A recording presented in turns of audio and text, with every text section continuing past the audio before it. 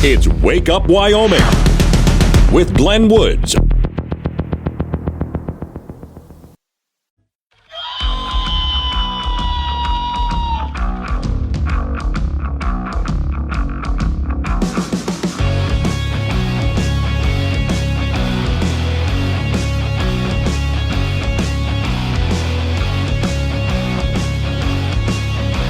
.06 is the time. It's a Thursday, and I swear I can see the weekend from here. Today's show is sponsored by Wet Dog Scented Toilet Cleaner. Yum. Get rid of those rough stains. Yeah, and then your butt smells like wet dog the rest of the day? Not sure how that's supposed to work. Warning, this show contains reference to guns, liberty, limited government, low taxation, the cult of climate change, free thinking, cigar smoking, short people, rubber chickens, Karen's bureaucracy, liberal buzzwords, tour runs, traffic, toilets, terrible jokes, and more. No apologies will be issued. Guest callers may express any opinion they want without fear of being canceled. Unless you're a loudmouth jerk like Dave, then Glenn will hang up on you.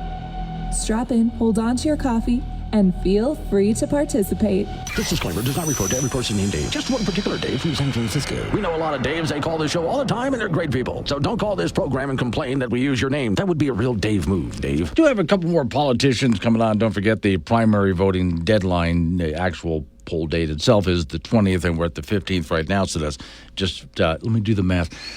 Carry the 2 divided by 7, 5 days. So, yeah, we're about 5 days out from this. So, of course, the politicians want to come on now, and that's fine. We'll have a couple more on today. Now, I solved the problem this morning.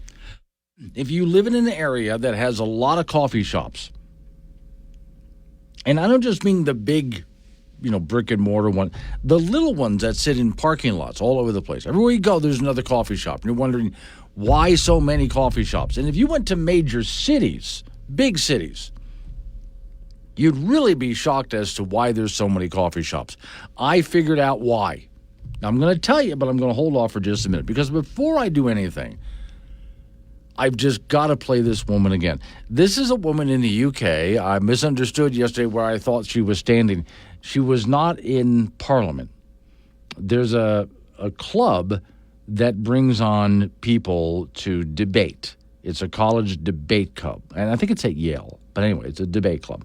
And this delightful old British woman is talking about censorship in the UK, where they're arresting people for what they posted on Facebook or a bumper sticker for expressing opinions that the establishment doesn't like. I love this lady. Nobody has the right to live their life. Nobody has the right. She's just delightful. Nobody has the right to live their lives being protected from offence or from insult or from hurt feelings. It is an occupational hazard of living in society.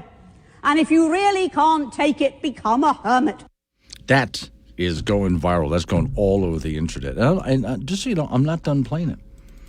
I'm going to be playing this a lot more just because I love that lady. Okay, so the college problem. First off, I came across an article that said the average cost for obtaining a college degree, and we're not talking community college, is about $300,000, says the study. The story here reads, when looking for the cost of college, often people review tuition and fees, but what happens when food, rent, supplies, and other things are all factored in? Quote, the average cost of being a student for 4 years in the U.S. is $307,658, according to a study by Self Financial. These costs are split among a number of expenses that students incur during their time at university, not just the cost of classes or books or other college fees, rent, groceries, etc., etc. Obtaining a 4-year degree, Columbia University in New York can cost around $514,000. When factoring in all of those costs, living expenses, etc., etc. Other four-year universities at the top 5 most expensive New York University at $497,000 for 4 years. Washington, D.C., about the same price. Boston University, about the same price. Institute of Technology, Pasadena, about $458,000, according to the study. Most affordable colleges, universities, according to the study, Brigham Young University, $138,000 for a 4-year degree. University of Utah, $143,000 for a 4-year degree. Minot State University, North Dakota, $151,000. Purdue University, West Lafayette, Indiana, $154,000, and Mexico State University. Now, the problem is that they're also about $155,000.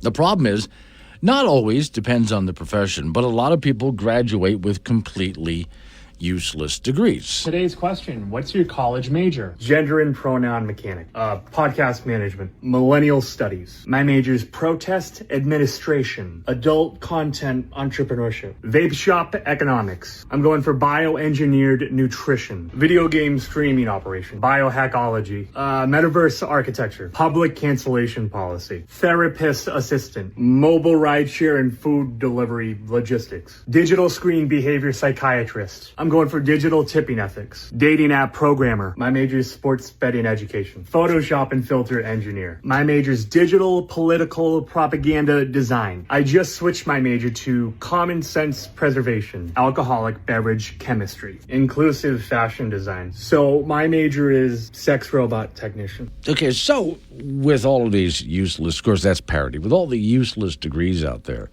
and again, I'm not saying college is completely useless. It is for some people. It is necessary for some people. It's useless for other people. But it's going to cost that much for a lot of people. I mean, a lot of money. And so I began to wonder, with degrees like this that don't really get anybody anywhere, that's where I solve the problem. But I'll get to that in a minute. I was talking to my oldest niece a few years ago when she got married.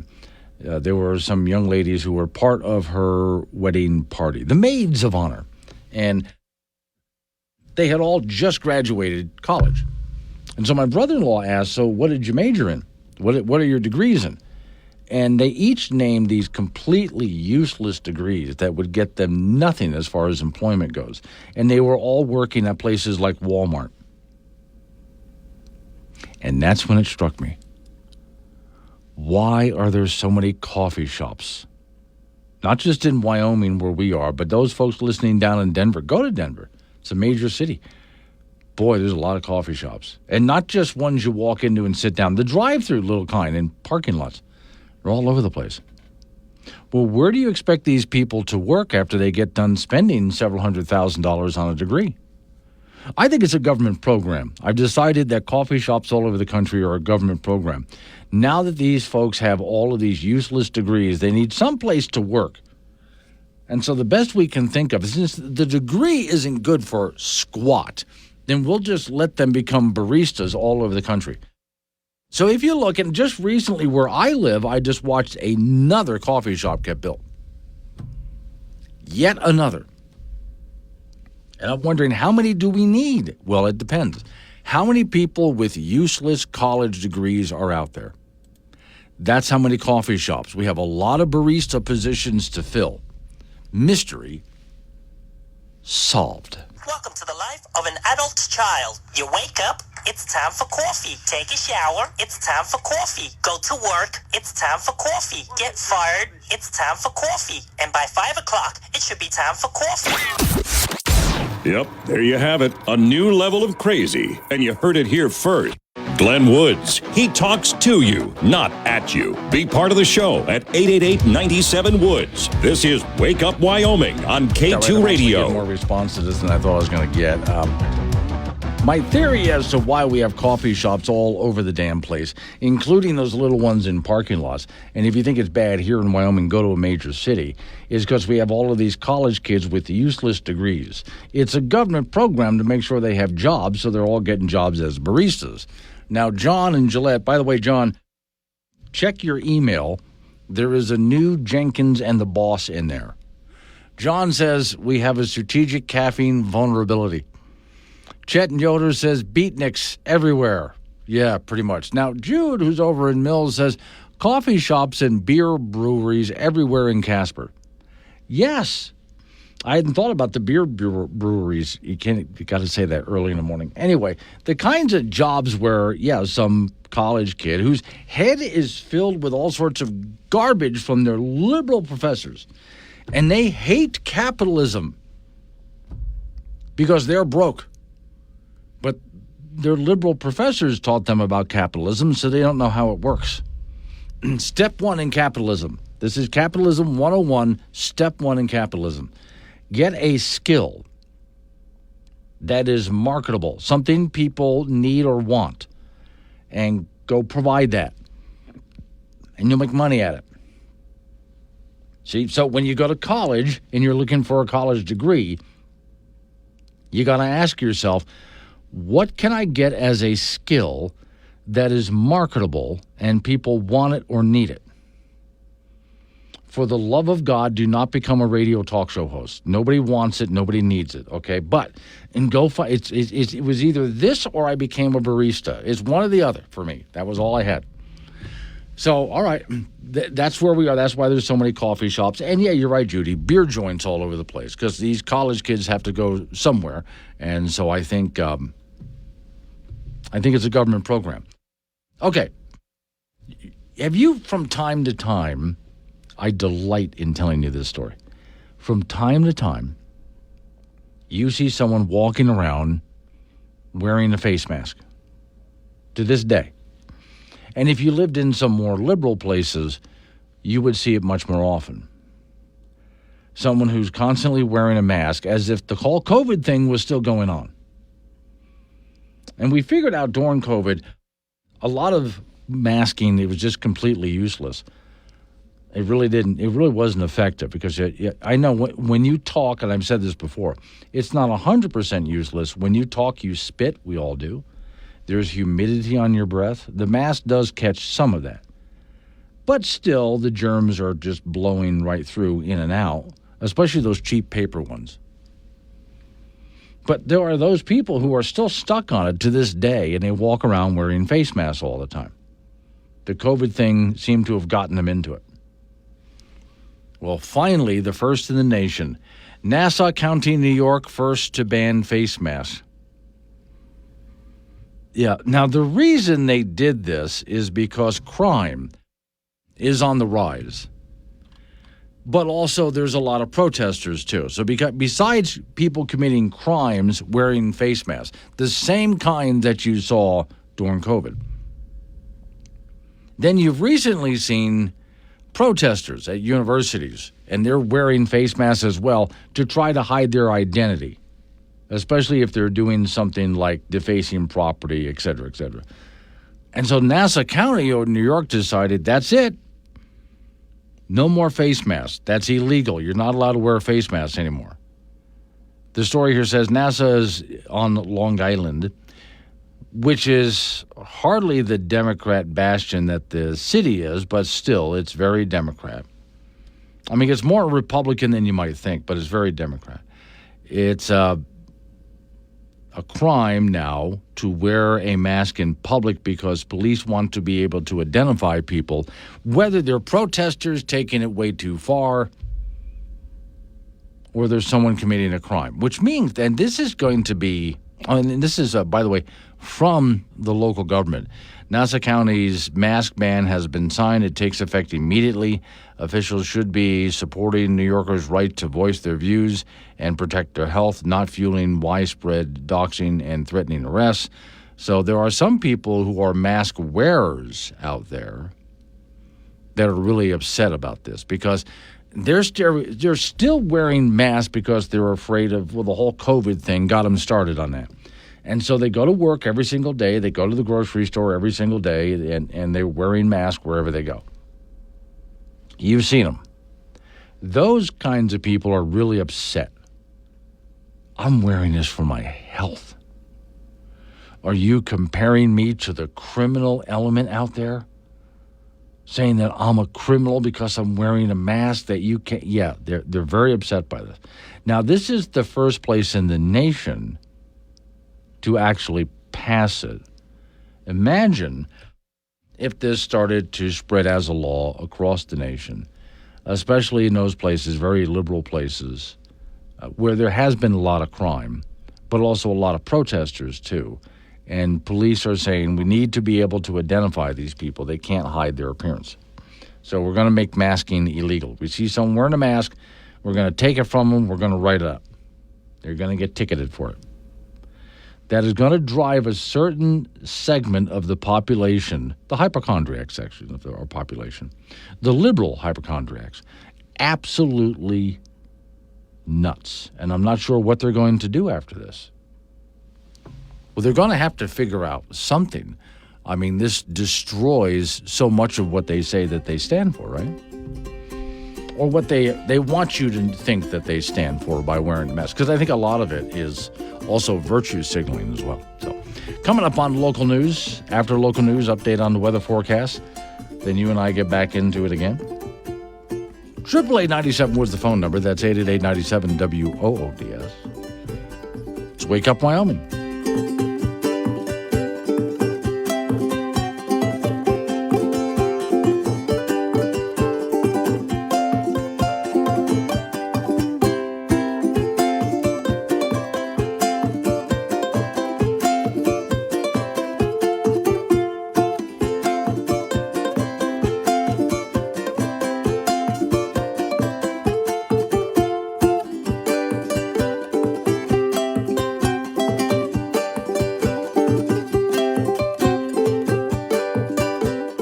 Covering world-ending catastrophes for years to come.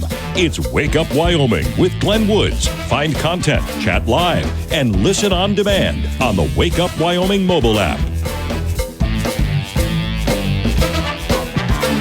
6:36 the time. It's Wake Up Wyoming. I'm just going through some news this morning that ought to put you in a good mood. Like for this one, for example, Antifa, and we'll put this in quotes, journalists found guilty of felony riot. But, you know, that was a peaceful protest, not a felony riot. So this one, Alicia is her name, Antifa-affiliated journalist, who also seems to do PR work for the group.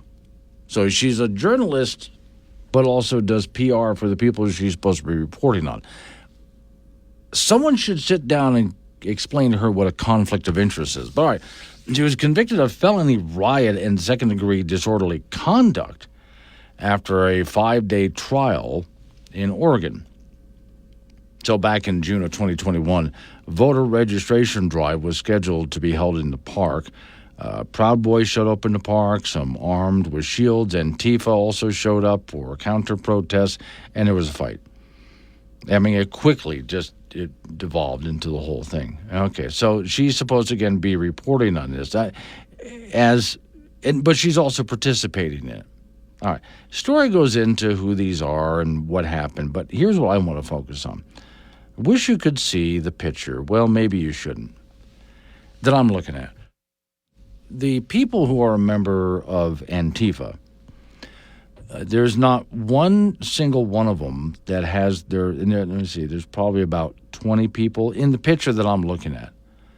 And they're each, individual mug shots all put together, right? Not one of them has just regular hair color, but okay. I mean, if you want to color your hair something, go right ahead. I'm just pointing out. Many of them have multicolored hair. Now, if you're going to do that, make it look good. I mean, if you want to color your hair purple or blue or whatever, okay, but make it look good. These are not even good dye jobs. One person has literally purple hair, but rather than shaving like a mohawk, they went the opposite of a mohawk. Just shaved the head up the middle, leaving hair on either side. And there's one person here with quite literally rainbow hair, but okay, all of them are just dressed in the grunge look too. Okay, this is how they appear in their mugshots. In other words, if these folks were to show up at Walmart, regular Walmart customers would look at them and go, wow, are you a freak? And we all know we want to go to Walmart just to hang out and watch the freaks, but Walmart freaks would consider these people freaks. But these are the ones that show up at various events and protest and oftentimes riot. And so the story that I have here goes through all of the evidence that puts them behind bars. And I wonder, did they actually think that they were going to get arrested for anything? And the reason I say that is, as we had back in 2020, the riots, the downtown areas burning, a lot of that was Antifa, more than just Antifa, but a lot of it was just Antifa, right? The mostly peaceful gatherings and protests you were told about. Many of these people were arrested on the spot, but then they were let go immediately. So what does the arrest actually mean? Was there actually any punishment that was supposed to happen to them? And I think they might have gotten used to the idea that there's no punishment for what they do when they protest, and for that matter, riot and cause property destruction and so on. They're just arrested. They stand in front of the judge lets them go. That's it. So it means nothing. So the fact that they are actually being sentenced, now let's see what happens if the sentence is carried through. That's what I want to know. Since they were involved in violence, does this sentence actually get carried through to the stage where they learn something from it? They come away saying, well, let's not do that anymore. Is there any rehabilitation here? I look at these folks and I think there's going to have to be a lot of rehabilitation just based on the pictures that I'm looking at here. These folks are a mess. How they got that way, I don't know. But they're radicals, they're a mess, and if we do anything, just getting them to stand in front of a judge and have the judge slap their wrist and off they go doesn't do anything. Next time they have an opportunity to protest and do harm, they will, unless we have some way to show them that society doesn't put up with this. Okay, you're going to have to be a productive member of society now. You can't do this anymore. You want to keep painting your hair weird colors? That's your business. Okay, but you're going to be an honest, law-abiding citizen and a productive member of society from now on. Almond milk? Who bought almond milk? That's not a thing, is it? I mean, you can't get milk from almonds.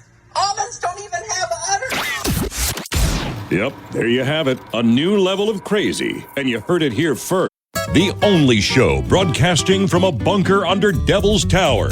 Hey, it's cold down here. Wake Up Wyoming with Glenn Woods, 6 a.m. weekdays on AM 1030 and FM 95.1. David said also. David, there is a billboard war going on between two auto dealerships, and I wish we lived in that town because I want to see how many billboards they take up with this. Ready for it? Okay, go for it. The first one is from the Ford dealership. Now, these are as you drive down the road, these two dealerships keep renting the next billboard to answer the last billboard. Oh, okay. So there's a Ford pickup truck.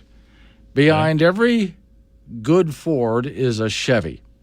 The next billboard is of a Chevy pickup truck, and it says, because you won't move out of the fast lane. Oh, goodness. Okay. The next one shows a Ford Mustang. Is this fast enough for you? The next one shows a Camaro. No, not really. Oh, geez. So I don't know how long they intend to go like this, but how much money does this cost them, too? I don't care. But just the fact that they're having this battle in the middle of town, I think is absolutely brilliant. I found most billboards, I play a game when I drive. I know you drive a lot to get to the things you need to cover. Yep. When I see a billboard, as the driver, I have a glance. That's it. So they better get their message across fast. Okay. In that case, I find the vast majority of billboards are completely useless. I have no idea what they're doing. Try that next time you go for a drive. Yeah, well, and there are some areas of the state have a lot more billboards than others. There's no doubt about that. Yeah. Well, especially when you're driving into a bigger town, you're going to see more as you pull in.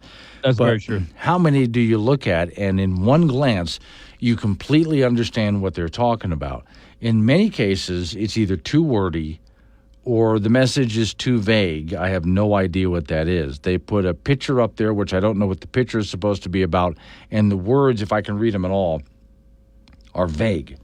This kind of action that I just told you about between the two auto dealerships, I'm thinking those are so good they're going to start causing accidents. Could be. It could be, yeah. Yeah. I mean, especially if they continue to go back and forth and just ratchet up the miles on down the road. Yeah. Oh yeah. I understand where you're going with that. Good morning, everybody. Talk a little high school sports. The golf season began around high school in Wyoming on Wednesday. One invite actually went off without any problems. The second one, though, got wiped out due to lightning and the weather. So they're going to play just a one-day event today. That was up in Powell. But the Douglas invite got going yesterday. Madeline Key of Kelly Walsh fired in 81 and has a one-shot lead over Molly Parker of Douglas on her home course. And Maddie Brace of Douglas is just 5 shots back. The top 5 is rounded out by Haley Nelson of Wheatland with an 87. And Chloe Romo of Kelly Walsh shot a 91. For the boys, Wheatland's Tate Nichols scorched the Douglas Community Course for a 65 and has an 11-shot lead over 2 teammates, Dylan Nelson and Brecken Sandlian.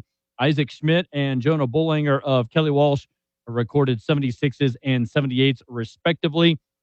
That's the top 5. As we head into day 2, Douglas girls have the team lead on their home course as they go into the second day today. They've got a 14-shot lead over Kelly Walsh. Wheatland leads the boys by 14 over Kelly Walsh as well. That Douglas Golf invite will wrap up today. You also have invites. Glen Rock hosting a JV invite, and then Green River's got a 12-team event going today and tomorrow down at Rolling Green Country Club just west of Green River. The high school tennis season starts on Saturday, and we've got a little bit of a preview for you in terms of what to expect. Cheyenne Central girls won the team title last year. They've got some pretty good playmakers in their lineup back this year, including Haley Mathis-Breitkopf and Kaylin Smedley to lead that charge. Laramie returned 6 players after finishing 3rd last year, and that includes 3 All-Staters and all but 1 doubles player. Kelly Walsh looks to kind of reload after they've had a nice little string of success. Thunder Basin, a team to keep your eye on the boys' side. Laramie will have a tough time defending their title. They lost all in their lineup, but 3-time All-State number 1 singles player Paolo Maizo and their number 3 doubles team. Cheyenne Central lost a lot, so there could be a few kind of surprise teams in the boys' division. And again, prep tennis starts on Saturday in the state. It was media day yesterday over at the University of Wyoming for Cowboy football, and head coach Jay Sawvel talked more about the developmental aspect of the program. That's been a word tossed around the University of Wyoming football program over the previous 10-plus years, a fundamental that Craig Bull built the Wyoming program on. But now, can the Cowboys take that next step? Well, head coach Jay Sawvel says he is liking what he's seen out of the Cowboys so far, especially the first 2 days of practice earlier this week. We kicked off today. We did a bunch of kickoff return. You know, our kickers, it was the best I've seen our kickers do as far as putting the ball where we want it. And the kickoff return period was tremendous. Punting the ball, we're punting the ball really, really well right now. There's just a lot of stuff that I like that I've seen that we got to continue to put it all together, though. So we're a work in progress. And we'll see how the Cowboys continue. They're back to practice today and tomorrow. A second scrimmage of fall camp comes up on Saturday. And finally, in Major League Baseball, Rockies lost to the Arizona Diamondbacks 11-4 on Wednesday. They are off today, so they can't lose, Glenn. And that's your sports this hour. I've never heard a person use kick so many times in such a short period Coach, well, they did focus on that quite a bit during Tuesday's practice session. All right, thank you. Coming up on News Time, it's Wake Up Wyoming.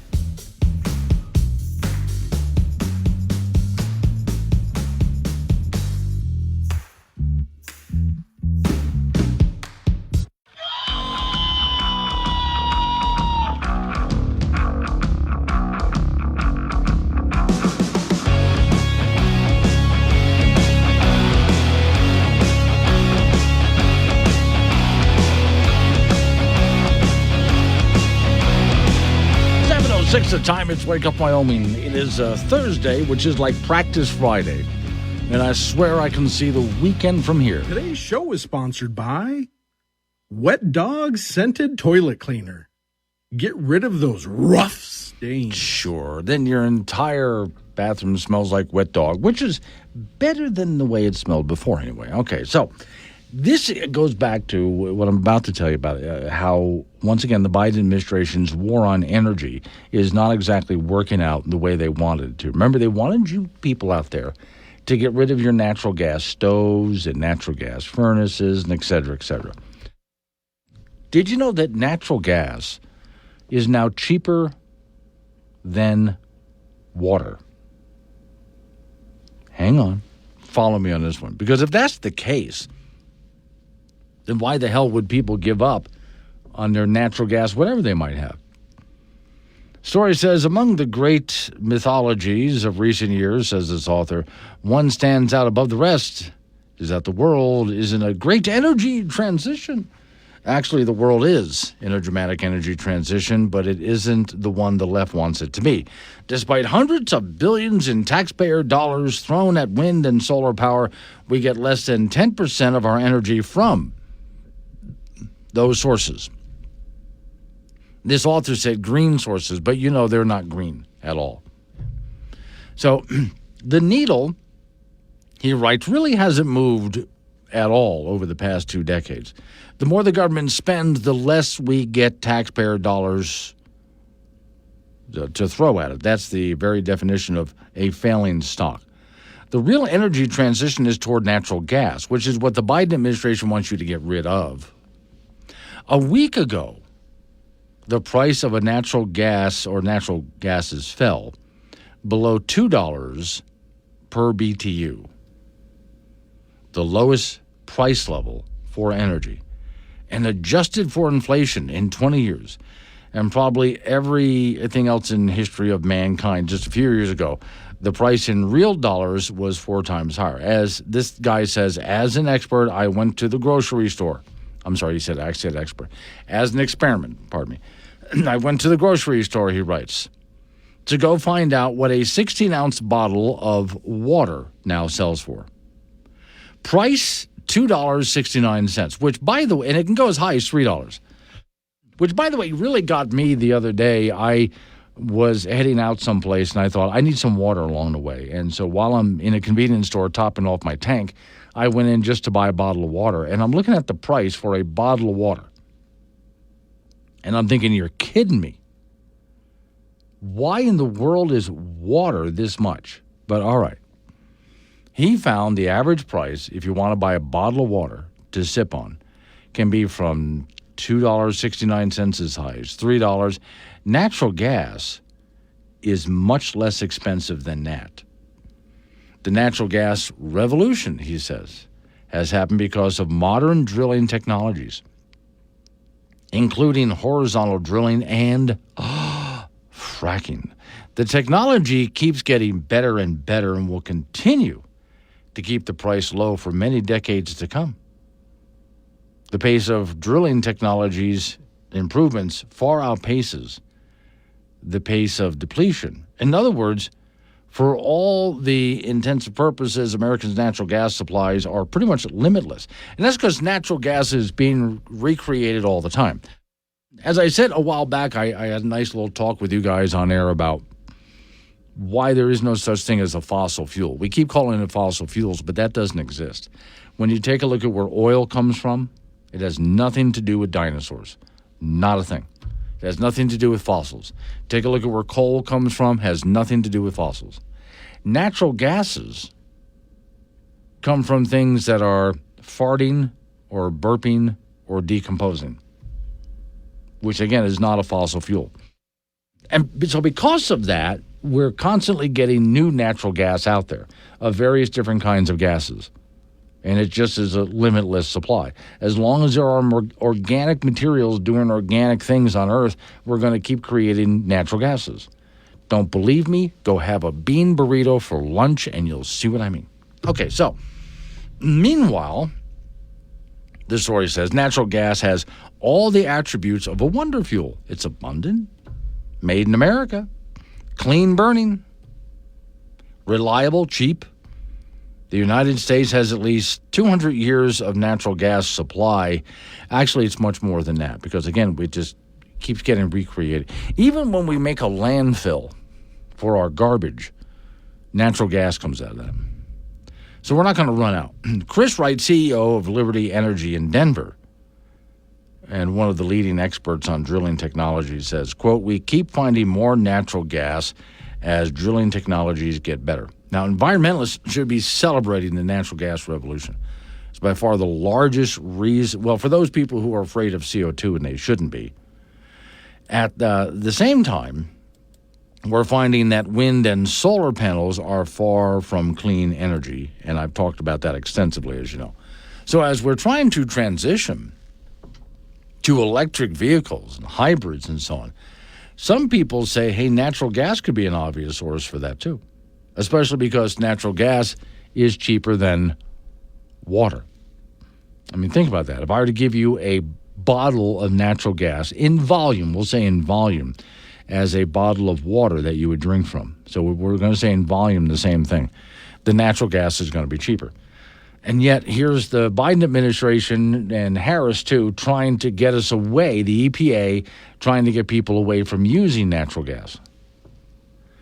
Much of natural gas resources in the U.S. are under federal lands. The story says President Biden, Vice President Harris have stopped the lease-in permits that are needed to find massive basins of oil and gas, given that we have some $50 trillion in oil and gas and minerals in the United States that we know of, unleashing property estimates. U.S. government could rake in, well, it talks about revenue for the government, and I don't care about revenue for the government on this one.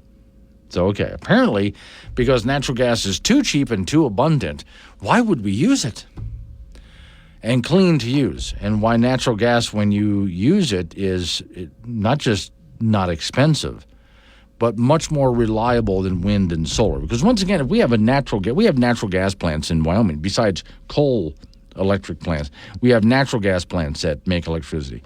And just like coal, need more electricity, too hot, too cold, whatever the case may be, just crank it up.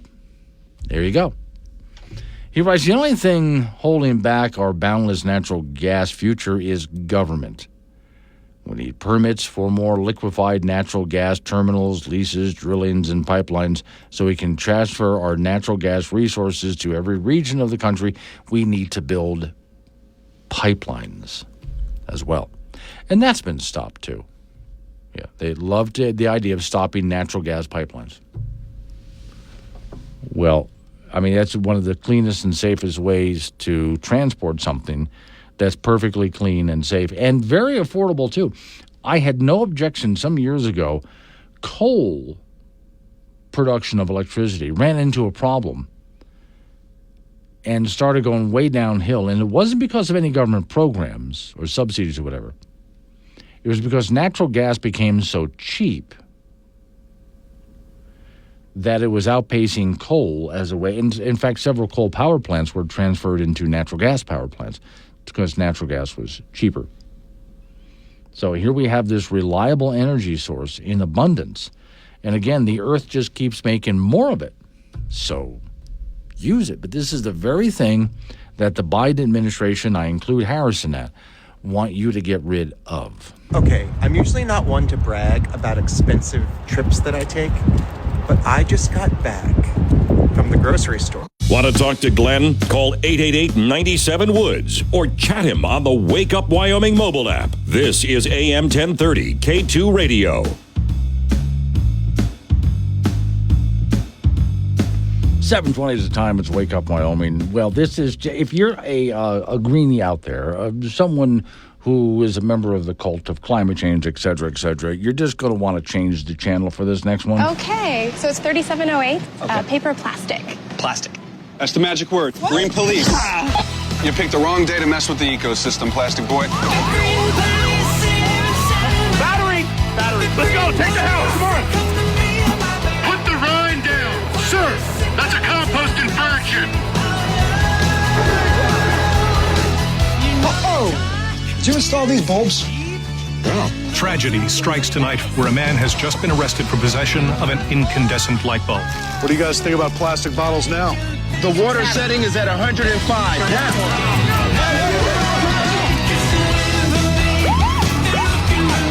You got a TDI here? Clean diesel. You're good to go, sir.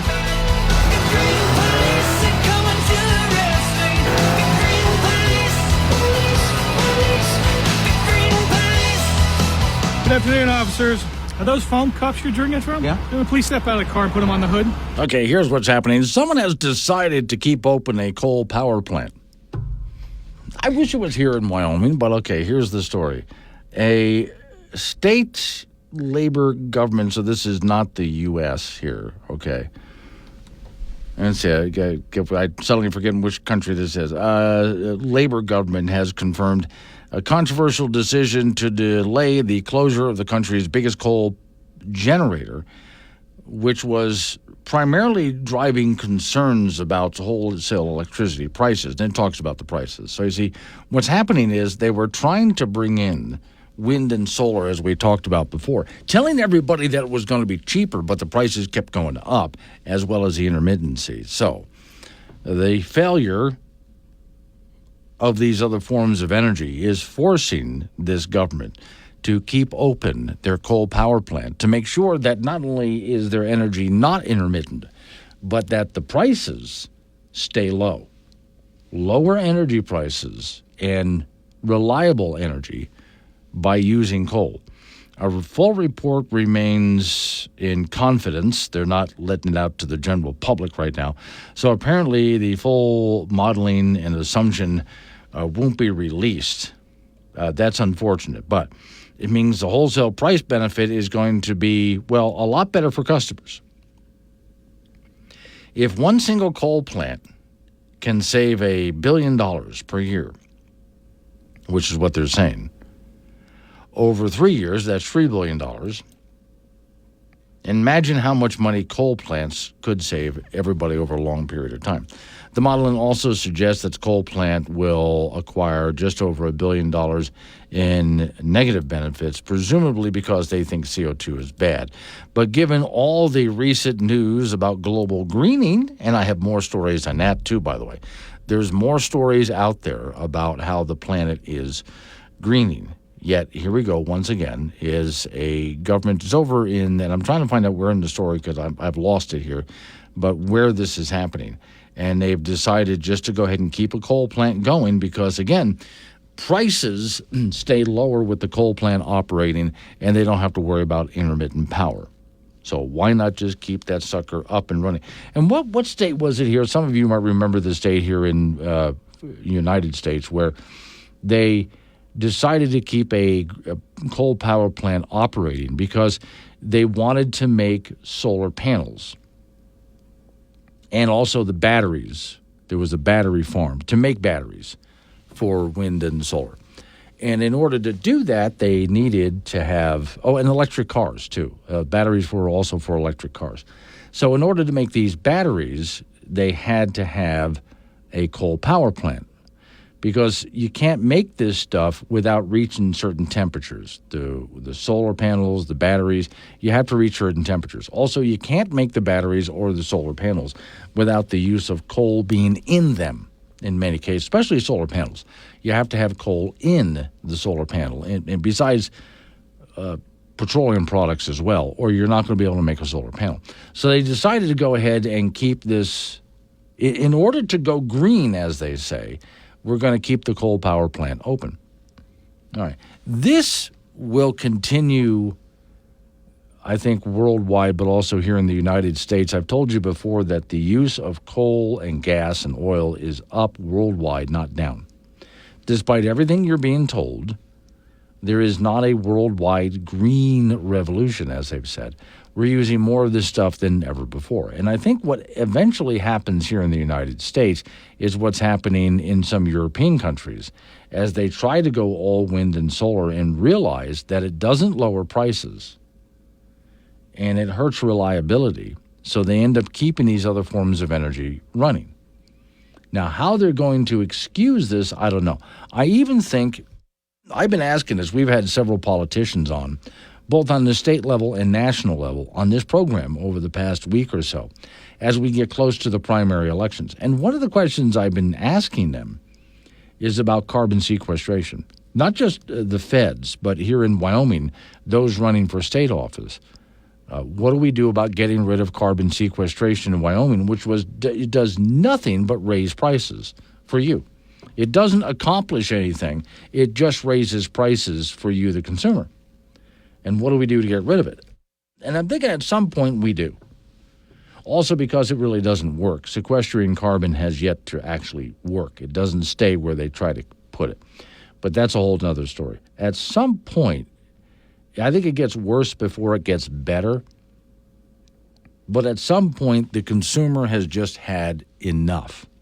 And when the consumer has had enough, the politicians start getting worried that it's going to change the way that people vote. And at some point, all of this comes swinging back around because, let's face it, even Democrats who want to vote to save the environment also vote with their wallets. And they also vote when we get to a winter where things get really cold, or a summer where we have a few hot days now and then, they're going to want that air conditioning unit to keep their house at relatively the same temperature. They're not going to want to suffer through that. And at some point, even they, like they have in Europe, start to complain, hey, we need our energy. By any means necessary, we need our energy. And so that's when a lot of this stuff comes back online. I think it gets worse before it gets better. But at some point, like I'm seeing, like in this story that I just told you about and what's happening in some European Union states as they turn back on coal power plants, as natural gas gets cheaper as it is right now, people start seeing the benefits of doing it a whole lot different than what we're doing right now, which means the whole, especially when they run out of subsidies, which we will in America, we can't keep borrowing and printing fake money to subsidize this whole transition that they're claiming we're going to go through. So at some point, the whole thing comes full circle on us. It, again, I think gets worse before it gets better, but hang on. Because at some point, this has got to collapse. Coming up, Kansas. Thank you, Chet. Yes, it was in Kansas that they kept that coal power plant going because they were trying to make batteries and solar panels, so they had to keep it going. They couldn't shut down the coal power plant. Wind and solar was not going to provide the energy necessarily to make more wind and solar. Coming up on the local news, update on your weather forecast. After that, you and I get back into it. At 7:45, Day Weather joins us with a look at the forecast for the rest of the week and into the weekend. Let's Wake Up Wyoming.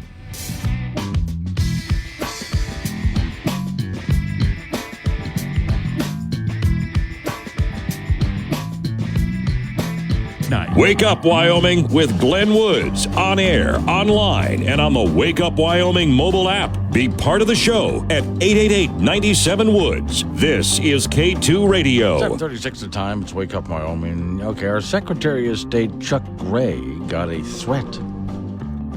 Yeah, not surprising in that kind of a job. People are going to threaten. There's wackos out there. But all right, here's what happened from Cowboy State Daily. A voicemail threatens retribution, says the headline, if Chuck Gray doesn't run a clean election.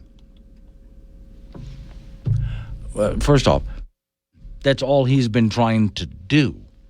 He's been getting pushback from other people for some of the things he wants to do to make sure it is a clean election. So I fail to understand. All right, here's what the story says.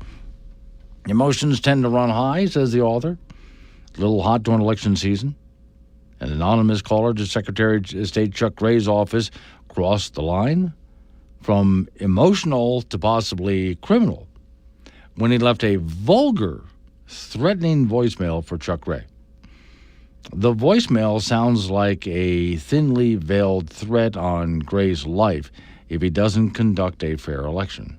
Quote, I want you to know that if you start cheating, stealing, election denying this time around, and the blank hits the fan in November, you're going to blank and get it, Mr. Gray, the man said in a menacing tone.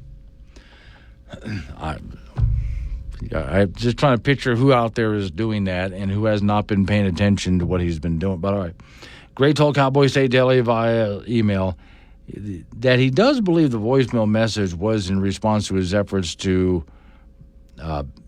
defending election integrity and the media's coverage. So he thinks, Secretary of State thinks that the media's coverage is skewing what he's actually trying to do. He said, I received this threatening message because of our work defending election integrity. For months now, the media and insiders have been pushing claims that somehow conservatives lack civility without looking into any of their own behaviors. This is how the radical left, the media, insiders now operate. So, okay.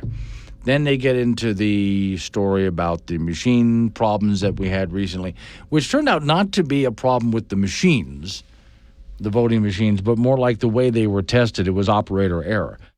And they went ahead and retested them and found out the machines work just fine. So for those who were wondering about that, it turns out that that's working just fine. But it was the Secretary of State, it was Chuck Gray, who said, go back and retest those machines. Who was demanding that they do this right. So, okay, there's always some nutball out there. And in the vast majority of cases, when someone calls like that, they're usually a coward anyway, and they're not actually going to do anything. Everything has to be taken seriously. The call has been turned over to authorities. Authorities will do what they can to find out what they can. I don't know if it was left on a machine. Maybe they can go ahead and, with today's technology, tracking a call back, just find out when was the call left and who called around that time, and they might be able to track the guy down. We'll find out. If there's any other stories about who the guy is, I'll let you know. But it's pretty easy to track someone these days. But usually, in most cases, it's someone who's a little bit unhinged anyway, and then they pick up the phone and they say something threatening and stupid. I've had, not threats, but on this program, I've had people who will call, say something stupid, and then hang up and not allow any response. And that, I think, right there is just bad enough. But you can imagine this always exists out there. And whenever I've talked to politicians on various levels, I always find, doesn't matter who they are. It does not matter who they are. On occasion, there's somebody who's going to call and leave a message like that. Now, and I've always kind of wondered about, I don't think there's anything we can do about it. Nutballs exist. They just do. In most cases, they're harmless. They're just mouthing off. But this is what exists. And I talked to one gentleman yesterday who's running for a state office. And he literally used the phrase, if you can't stand the heat, stay out of the kitchen, because that's just part of the job that they do. And, of course, often what they read in the news media is misunderstood anyway, so you can imagine. In fact, I was watching a documentary the other night where a congresswoman voted the way she thought she was supposed to vote on a bill, and she said by the time she voted and got back to her office, there were already like 30,000, we're talking U.S. Congress here, 30,000 threatening emails, not just emails, disagreeing with, threatening emails in her box within a matter of just a few minutes after she had made that vote. That's what live television and C-SPAN does for you, too. People can see the vote live, and they responded immediately. All right, let's get Dave Weather on the phone. Can I have a turkey and cheese sandwich? Hey, Frankie, cut the bird's titties off, make it do a somersault. You want mayo on that? Yeah. Make it racist. Please don't. Put the camera on silent. Juggle it. What? Nothing. You want oil and vinegar? I guess. Down, down, left, right, left, right. That a cheat code. Yep, there you have it. A new level of crazy. And you heard it here first. Wake Up Wyoming, where you do, with the Wake Up Wyoming app. Free download for Apple and Android. This is K2 Radio. Research to help you take control of the situation with your family and manage the disease together. If you or your family are noticing changes, it could be Alzheimer's. Talk about seeing a doctor together. Visit alz.org/time to talk. A message from the Alzheimer's Association and the Ad Council.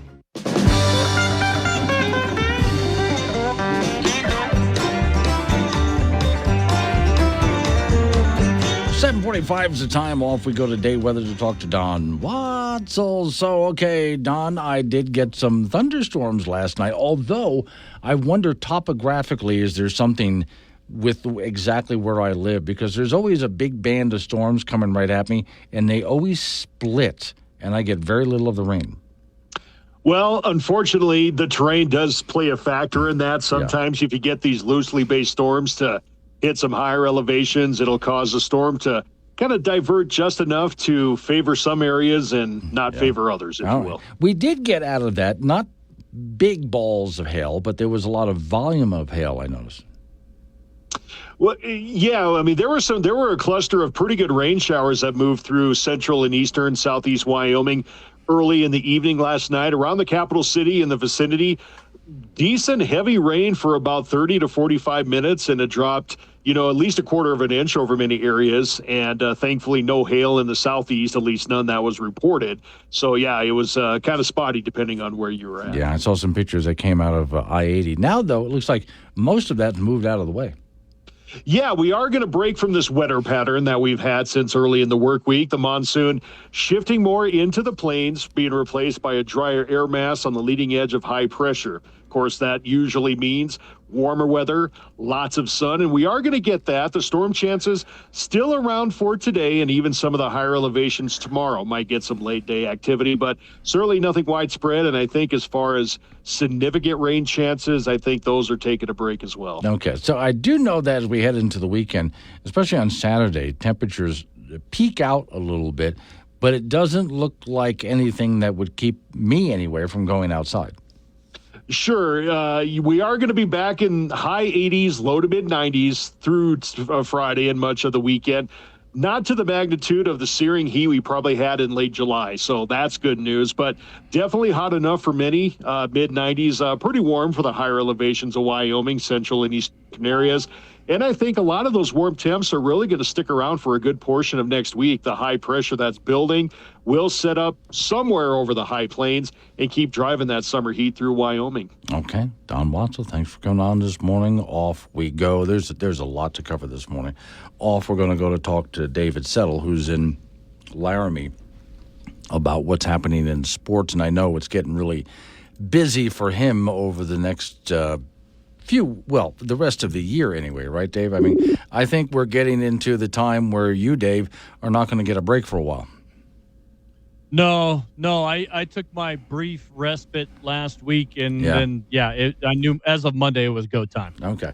I got a good one for you here. You know that, of course, we talked about this yesterday, the Huck Tua girl has been replaced by the girl from the Olympics who got a 0 on breakdancing, right? Yeah, and rightfully so. If you're paying attention to social media, her picture is being inserted to everything, and it's hysterical. Yes. I just found what I think might be the best response to all of it. Okay. There is, if you remember when you were a kid, did you have a ViewMaster? You put the little thing in and click on it, and it turns in a circle, and you can see pictures? Yeah, okay. I know exactly what you're talking about. Okay. This is unopened, so I wonder how much it's worth, but it's ViewMaster How to Breakdance. And 3 easy reels that you can watch and learn. Somebody should have given her that. Yeah, exactly. Before she went out. Let me see. And it's really a nice little package too. It's got a card on the back, and you can see a guy in sweats trying to break dance. He doesn't look very convincing though. And then underneath there, under plastic, is this little area where the 3 ViewMaster cards are, the circle cards. 3 reels, it says. And let's see. Learn to moonwalk. Okay. Learn footwork, backspins, and windmills. Although I really don't know how you learn all of that through a ViewMaster. I mean, wouldn't you have to get more than still pictures? Yeah, absolutely. Well, yeah, absolutely. What's interesting is in most Olympic events, which, by the way, breaking goes away for LA 2028. So, thankfully. You have to qualify, right? You have to be one of the top. I'm trying to figure out how in the world nobody from Australia was better than this. Okay, I have a theory on that. I think you've lifted a good question here. Here's my theory. Because no one else showed up. That's probably true. Yeah, I can't think. Probably 3 people showed up and they're like, all right, we're going to give this a try. All right, you 3 are going. Yeah, okay, there you go. If you can think of a better one, Dave. I don't know. Thank you very much, Glenn. Let's talk a little Wyoming Cowboy football. Yesterday was media day at the University of Wyoming for Cowboy football, and head coach Jay Sawvel knows that this is a developmental football program. It's been that way under Craig Bohl the last 10 years, but what Coach Sawvel said yesterday was we have a developed football team right now, so it's time for that execution. He said, I'm very excited to see how it plays out. Now, the league's media does not think much of the Cowboys right now, picking them to kind of meddle in the middle of the pack. National outlets aren't exactly giving the group a chance to compete with Boise State either. Savell, all he does is simply smile when that topic arises. He says he doesn't see a sixth-place team behind the scenes each day. But promises aren't being made. Neither are predictions. But make no mistake, this team has a purpose, and it's kind of silver shining as a football at the top of it. And we're referencing the Mount West Championship Trophy. We'll see if the Cowboys can kind of come through. They did have some tough news earlier this week with last Saturday's scrimmage. Starting running back Harrison Whaley went down with an injury. Doesn't expect to be prolonged, but that does mean other guys have to step up. And Coach Jay Savell was asked, a guy like Dwyan McNeely, who's returning from an injury last year when he missed all of last season, will he be fast-tracked? He said no. But he did reflect on the running back group, starting with DJ Jones and saying that, I know exactly what we've got there.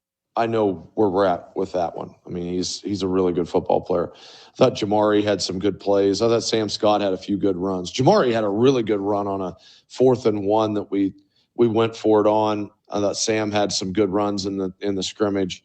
Dwyan, we did not scrimmage him. We'll make a determination probably when we get after practice on Thursday as to what we're going to do with him on Saturday.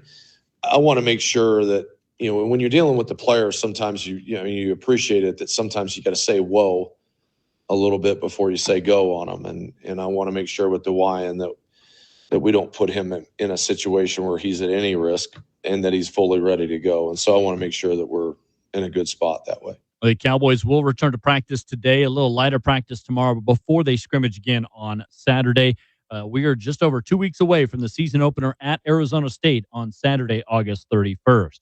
High school golf season got underway yesterday. Round 1 of the Douglas Invites saw Madeline Key of Kelly Walsh with a one-shot lead over the rest of the girls' field. Wheatland's Tate Nichols scorched the course for a 65 and leads the boys' division by 11 shots. The Douglas girls have the team lead on their home course by 14 shots. Wheatland leads the boys' team race by 14 over Kelly Walsh. Round 2 is today. Powell, unfortunately, got wiped out by weather, so they have just a one-day meet coming up today. Also today, Glenrock hosts a JV Invite, and Green River's got a 2-day event. And high school tennis will start on Saturday, although a lot of the teams won't start until early next week. But we do have a season preview for you at wyopreps.com and on the WyoPreps app, and that is your sports this hour. Do you think maybe it's also possible that Australia just doesn't know what breakdancing looks like? Yeah, I don't know if they didn't see like Break-In or Break-In 2 or any of those movies back in the 80s. Yeah, back in that. I grew up with those. Yeah, I mean, you're sure. We here in America, we know these movies. We know what breakdancing looks like. What does Australia know about breakdancing? So that's what they said. Yeah, they need to go back. Yeah, or not do it at all. Just don't. You don't know what it is, don't compete in it, okay? Simple as that. Thank you, Dave. Coming up on some local business and news time. And a candidate comes in the 8 o'clock hour. It's Wake Up Wyoming.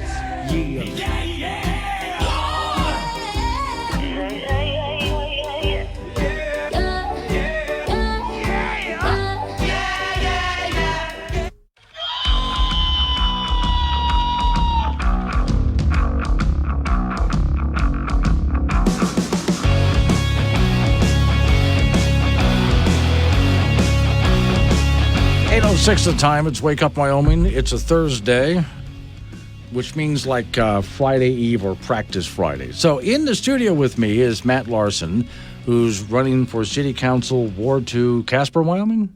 Yep, that's correct. Casper, Wyoming. And we were having a conversation because I'm geeking out over you because you're a geologist and I love sciences in general. So that was a fun conversation. You've been in Wyoming for how long? Well, I was born and raised in Wyoming, so technically I've been a resident for 39 years. Okay. I did a small enlistment, 4 years in the Navy, so spent some time out in San Diego, and but I've been here my whole life. So okay, and you work as a geologist? Yes, yep, I'm a geologist. Yeah, I've been graduated from University of Wyoming in 2012. And, I've been practicing geology around Wyoming since then. So okay. So what gets you interested in Ward 2 and City Council? Well, I guess I should first say that, this is my first time running for any kind of elected position at all. So, on a personal level, I think it'd be a good experience. But also, I've always been a big believer in public service. And, these positions on these various councils and boards, need some competition every now and then. And, competition leads to innovation and new ideas. And that's always a good thing. So Okay. So you decided to go ahead and take. Where's Ward 2 for those people who don't know? Ward 2 is basically the west side of Casper. Basically everything west of Poplar Street is Ward 2. So, Fort Casper area, Wolf Creek going in Paradise Valley, over to Robertson Road. Okay. That's Ward 2. And you do talk, when I look up at Oil City News did an article on you, you talk about getting some new blood into the mix here. Yeah, sure. Again, it just goes back to, it's some healthy competition and is always good for anything, I believe. And, especially when it comes to voting and making decisions on various things. It's always good to get different ideas and different voices in there. So really, Are there certain things that you'd like to achieve on city council? Because usually there's a list of goals that come with the position. Yeah, it's and going around talking to people over the last couple of months, I've been asked that question quite a bit, and really, I kind of turn it back around and say, well, what is it that you want me to do, and what is it you're concerned about? Because that's really what people are voting you in there for. They're they're voting you in because they have various concerns, and they think, okay, well, the current the current seats on the board aren't listening or paying attention to things I'm concerned about. I've voiced this, I've voiced that over the years, and so I kind of ask a lot of people, and well, what do you want me to do? Because that's really really what I'm going there for. I guess if I had to name one thing that from a personal standpoint and a fellow taxpayer standpoint would be taxes. For one thing, just specifically, is the optional 1 cent or 6 cent tax initiative now. It's again, most people I've talked to, they don't want to be taxed anymore. Move that up to 6, especially with the way things are so expensive right now. And the good thing about that, though, is that it can be, you leave it up to vote. If somebody if enough people like it and they want to vote for it, then it gets in. If they don't, then they don't. But that's another thing is keeping it to where we can vote on it, and to where people can vote on it. I think it was brought up about a year ago at some point of taking the term optional out of it, which I believe is always probably not the best thing when you're taking away the right to even vote on something. Doesn't matter what it is. That's. Well, there's where we get into what the proper role of a city government should be. Exactly what is it a city government should be doing, and what is none of the business of the city government should be left to the private sector. Right. Yeah. And I kind of run into that quite a bit too. And I tell people, how I look at it as city government is, and in no specific order, is, it's as simple as city service and maintenance. So your, roads, construction, sewer, water, those kind of things, fire, police. And that's, in a nutshell, in a general sense, that is the function of a city government. It's where do we need to, spend money? What do we need to do to keep this whole thing functioning in an efficient way? Okay. So, have you had any conversation with anyone about, let's say, airport funding as one local issue here? I have not had any specific conversations about airport. And I know it's more of a county no. thing, but what about the gravel pit? Well, the gravel pit gets brought up quite a bit. Yeah, absolutely. Again,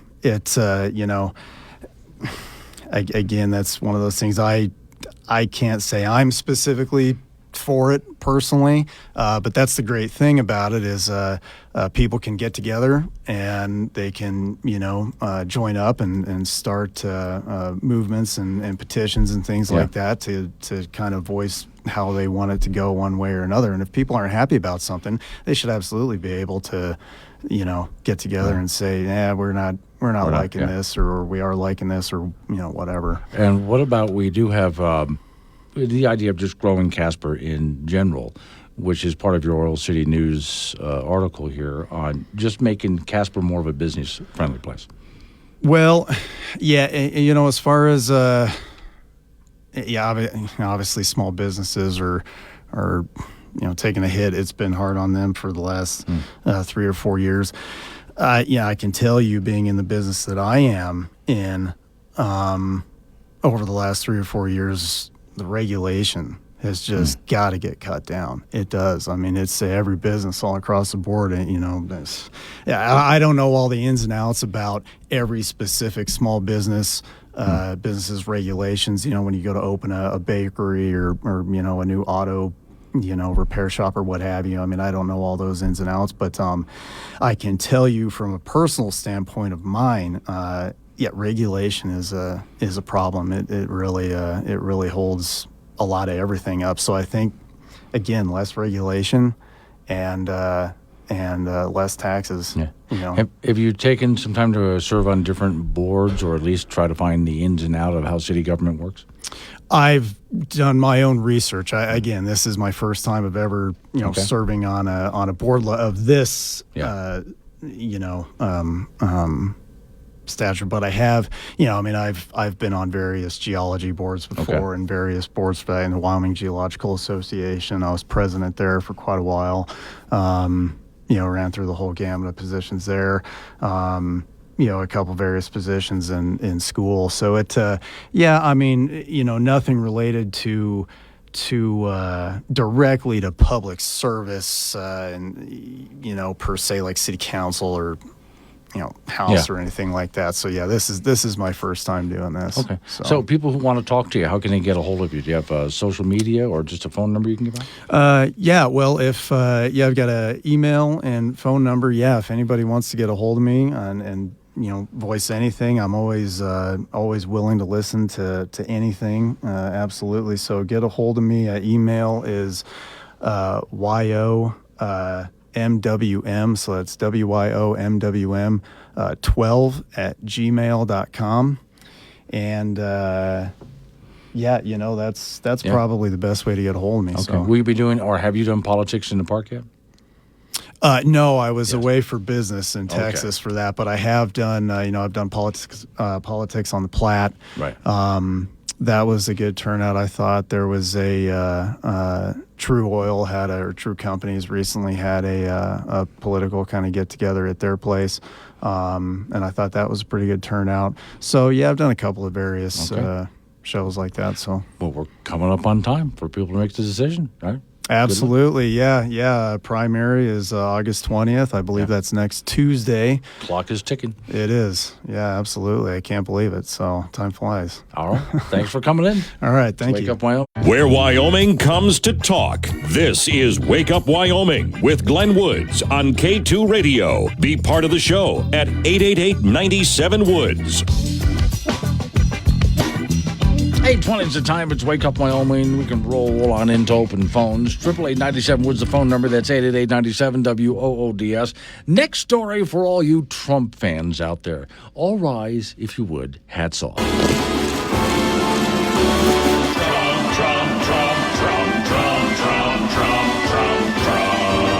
So I told you the story the other day about how the Harris campaign was manipulating ads on Google. What they would do is, let's say there was a story from AP News or Reuters News or some agency like that. They would take that news story and put up something that looked exactly the same, except they would change some of the wording to make it favorable for Kamala Harris. And then put it back up as it's an ad. If you look next to it in very fine print, it says it's an ad paid for by the Harris campaign.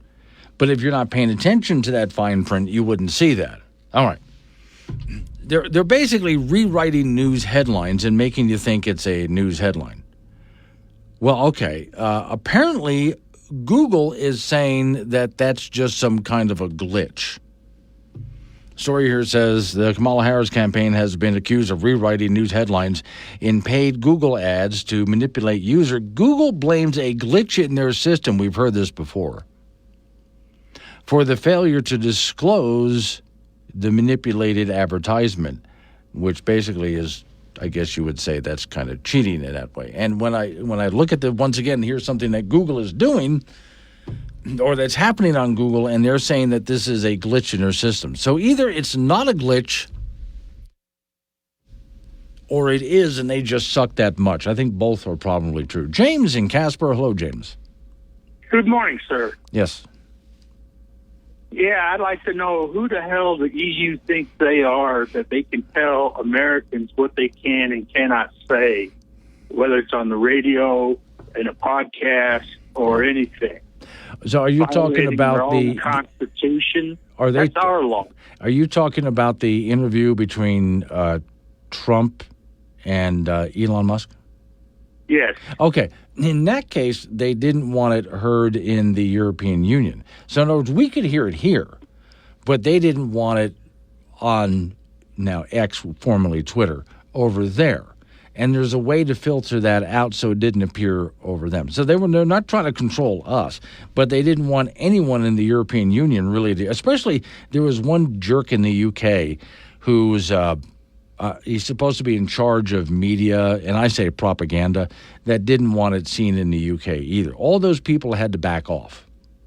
Yeah, but they were threatening to take legal action against him for even having the interview. Right. That wouldn't have affected anything here in the United States. But, yeah, that's – and these people claim to be for freedom of speech until they disagree with the idea.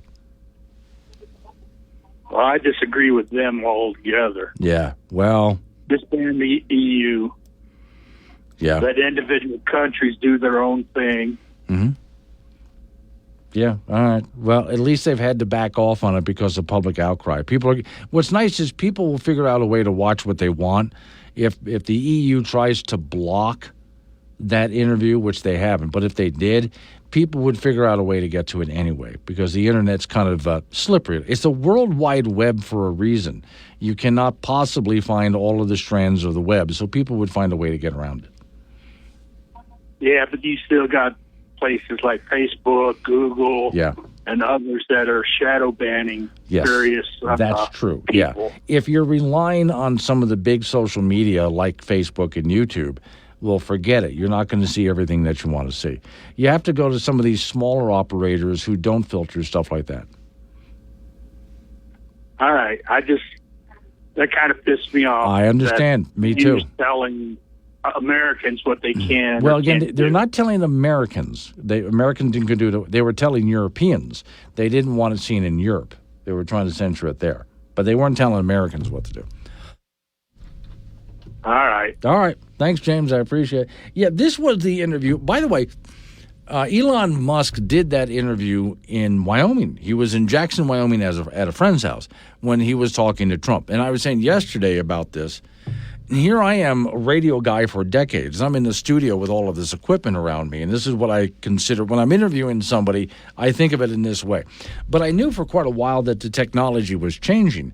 And so here is an interview which well over 100 million people easily listened to that interview, live or later. And it was all done by two guys talking on their cell phone. Each one here in Wyoming, one was over in New York. And they connected by cell phone and had this 2-hour conversation, which really drives a lot of the, what you would call legacy media, nuts. Because if those two guys had that same conversation on Fox or MSNBC or wherever else, ABC News, they wouldn't have gotten anywhere near the ratings. By the way, I get to play it again. Because of his phone call, I get to play it again. That marvelous woman in the UK, and I said it wrong yesterday. I thought she was speaking to Parliament.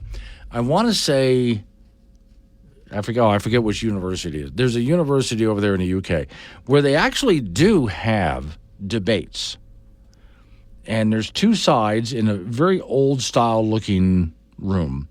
And two sides will get up and debate something. And they pick some pretty harsh issues. And people are allowed to say whatever they want to say during these debates. And it's an actual real debate on a college campus, which surprises me because the UK is one of those countries which has been cracking down really hard on people expressing themselves in any way that they want. Yet this debate, and I want to say it's Cambridge, I might have that wrong, this debate is allowed to continue. Here's this delightful woman who stood up during the debate and talked about freedom of speech. Nobody has the right to live their lives. I always have to stop her right there. Nobody has the right to live their life. Anyway. Nobody has the right to live their lives being protected from offense or from insult or from hurt feelings. It is an occupational hazard of living in society. And if you really can't take it, become a hermit. Yeah, I think she says it better than anyone else. But yeah, the idea that Elon Musk and Trump have a conversation, and there's some people over there in the European Union who don't want it heard in Europe. And they name things like, well, you can't say these offensive things. That's violence. If you say these offensive things, we can't allow you to have these offensive words. No, you can't do. Well, excuse me, but people get to say what they want to say. And if you don't like it, if you're in a free country, freedom of speech is an open-ended thing where if you don't like it, you can just walk away. You don't have to listen to it. Freedom of speech means you're going to hear things that you don't like, and you're supposed to just deal with it if you don't. And one of the ways to deal with it is you can just walk away. All right, coming up on some local news that we have to take care of. We're going to roll into news time local news, weather forecast. Then we come back with some open phones. So 888-97 Woods the phone number. That's 888-97-WOODS. Talk about what I'm talking about or change the subject. That's just fine by me. I got more things that I want to go through. But what I've picked as a topic doesn't matter. 9 o'clock hour, I have one more candidate coming in. Other than that, it's you and me. Let's Wake Up Wyoming.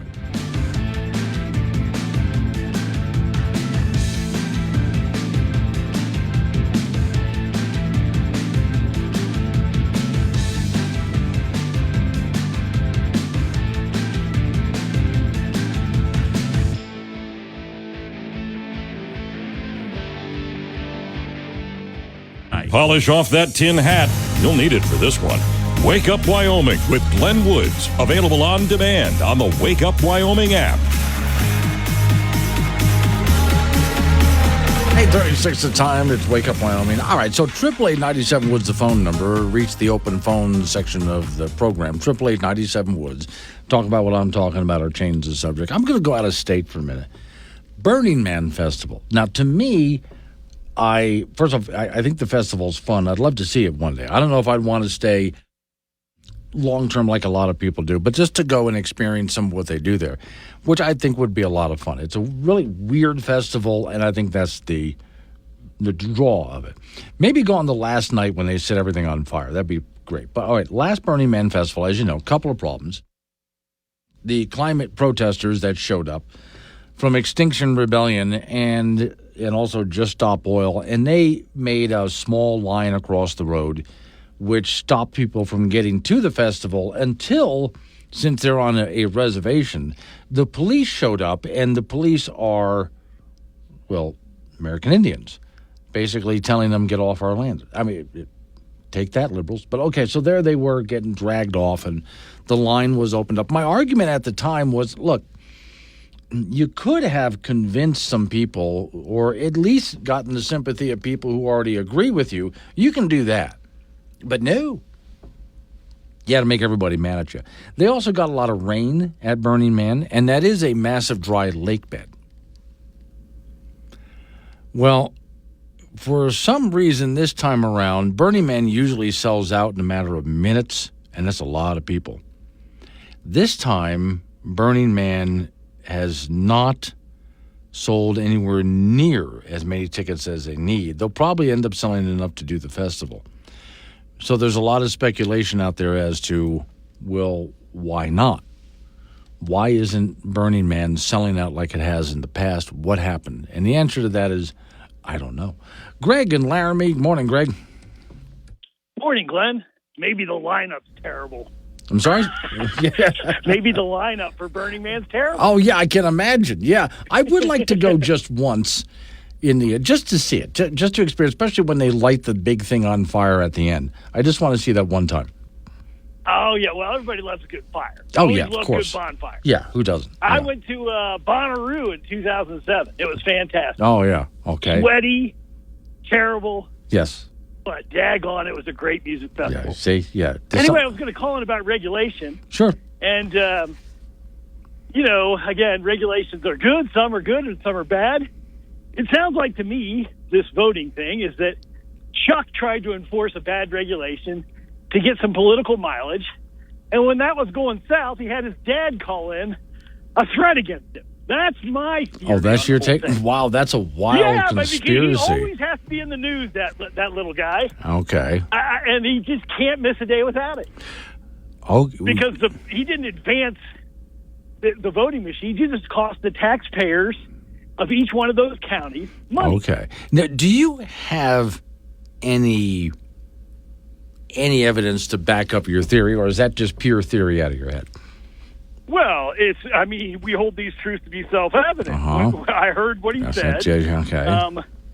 The machines, just because Wyoming passed a terrible law that says each one of these has to be a different number, and like I said yesterday, that if you aren't evaluating for a tie, that the machine works on a tie, I think that's a mistake. And so the Burning Man Festival last year, they had so much rain that place was a mud bath, and the roads got closed, and people were stranded there. And I'm sure that's why this year, if it's raining again, people are saying, heck no, we're not going to go through that again. Yeah. I was wondering if it was weather-related. I did like the fact that, because they got a lot of rain and it got so muddy, there were some people out there that were blaming climate change, even though I'm thinking, yeah, but you're holding the event in a big, dry lake bed. What do you think is going to happen?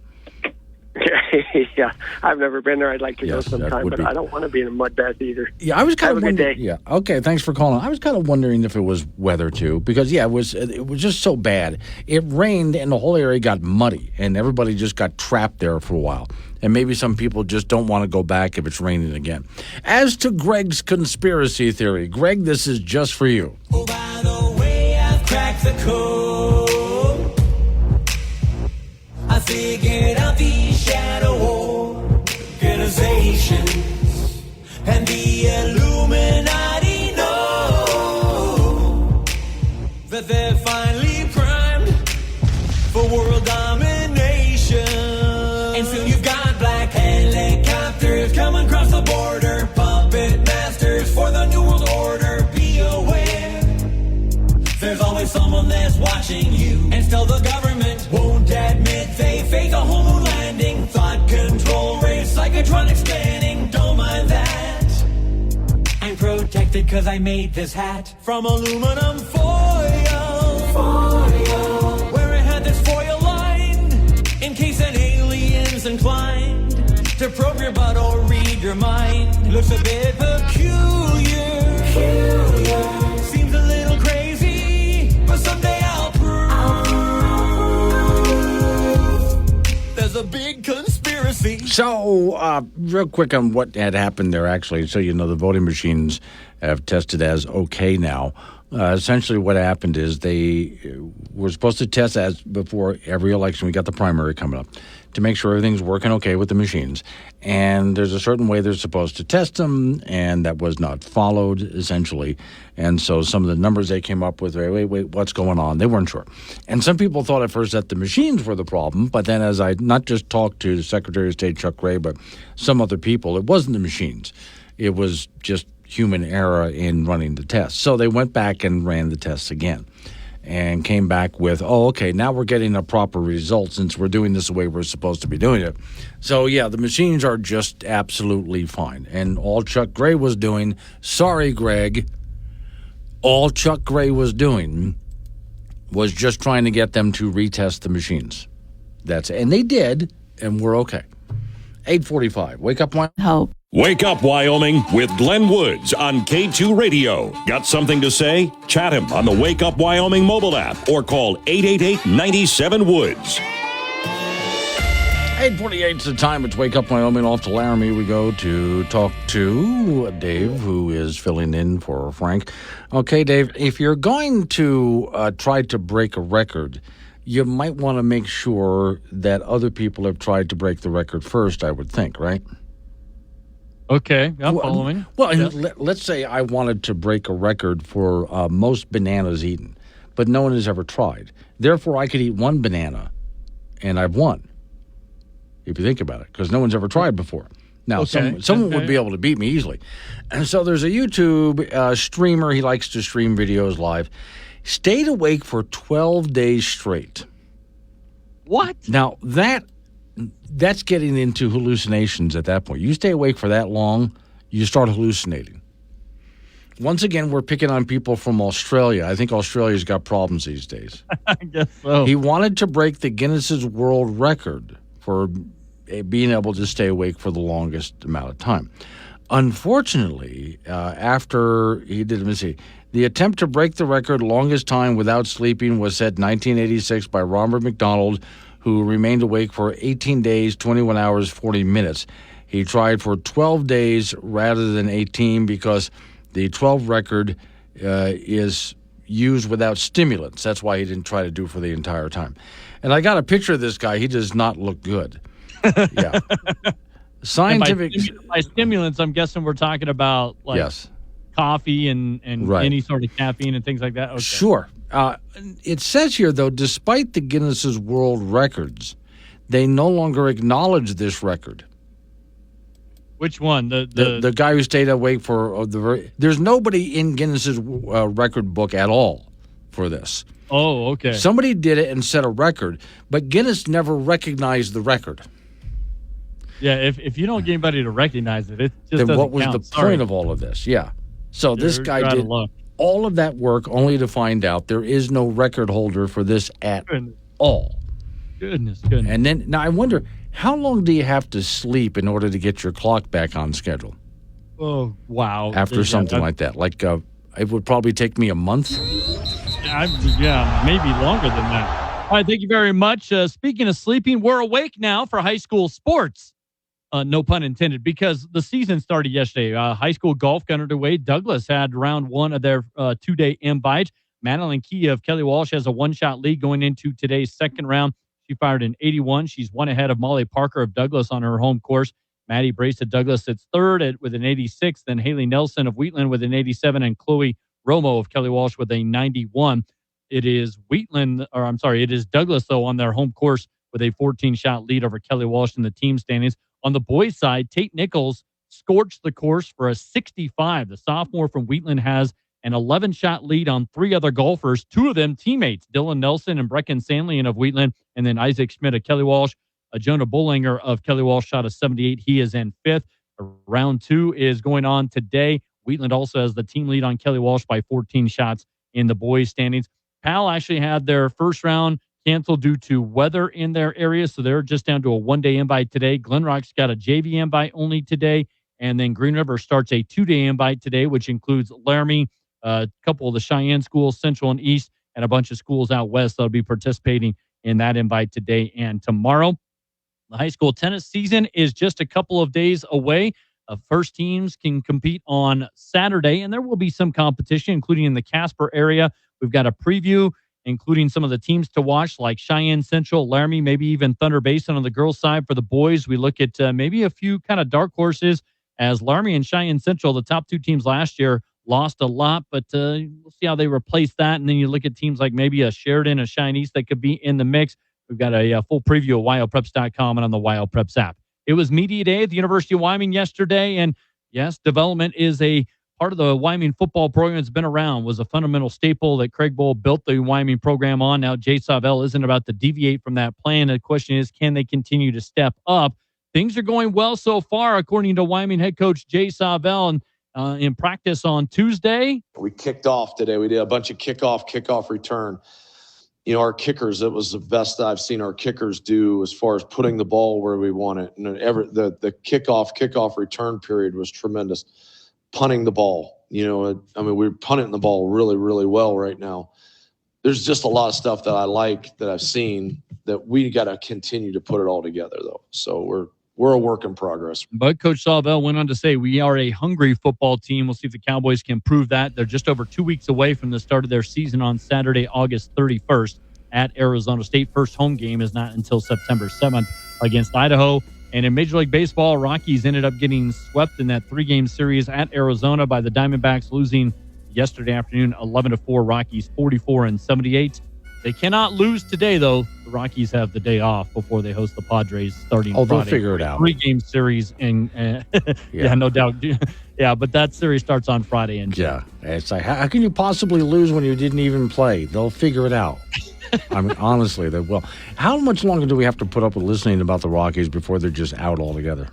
Well, then they're still going to be a major league franchise, even though they don't play like one. I don't know. Yeah. Okay. Just because we're all getting kind of tired of all the losing. Yes, that's right. Yeah. All right. Thank you. We'll do it again next hour, Dave. Wake Up Wyoming.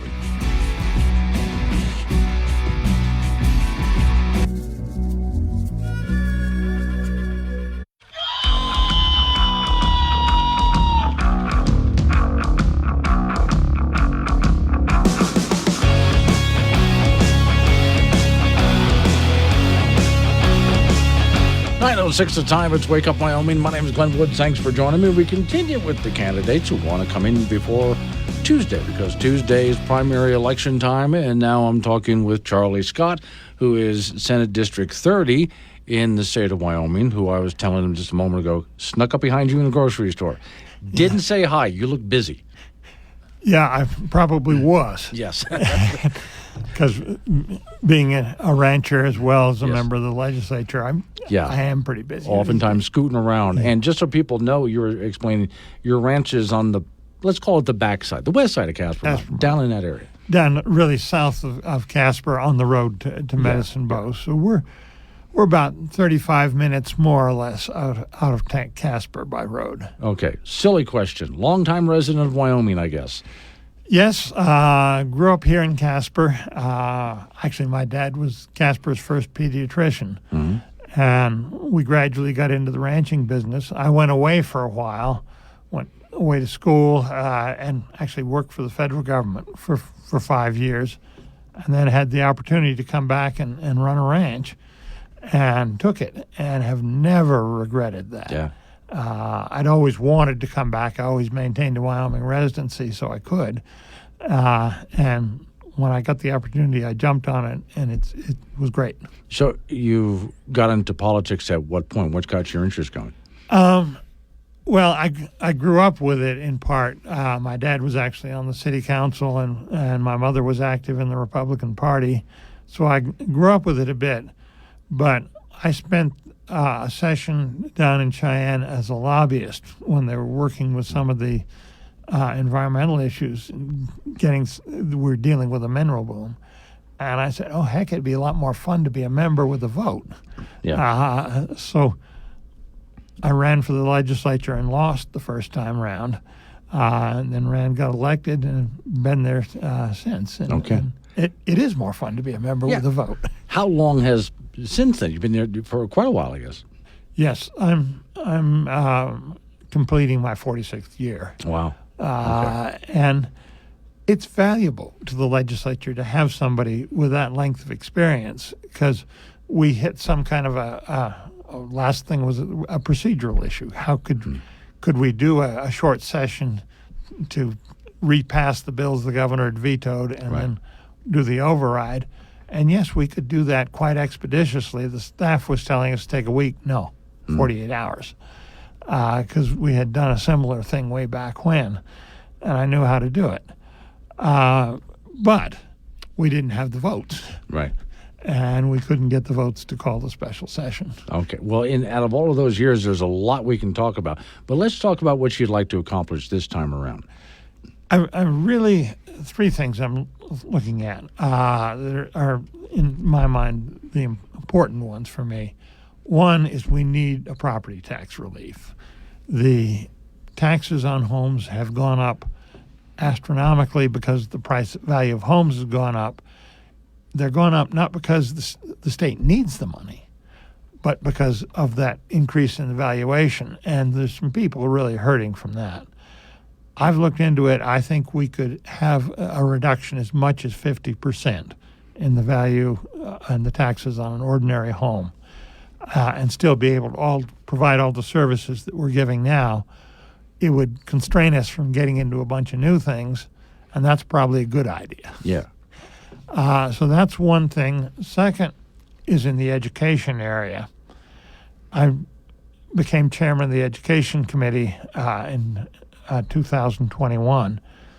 And as I went looking as to what I was getting into, discovered a report from the consultants that we had hired, state had hired on our school finance. And their report was just damning in terms of what we were getting. They said we weren't getting our money's worth.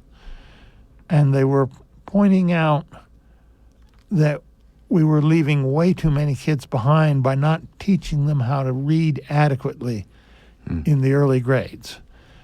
And that's very important because after third grade, the rest of the academics expect the kid to read at grade level, and if they're not, there's real trouble. They're sort of behind the eight ball.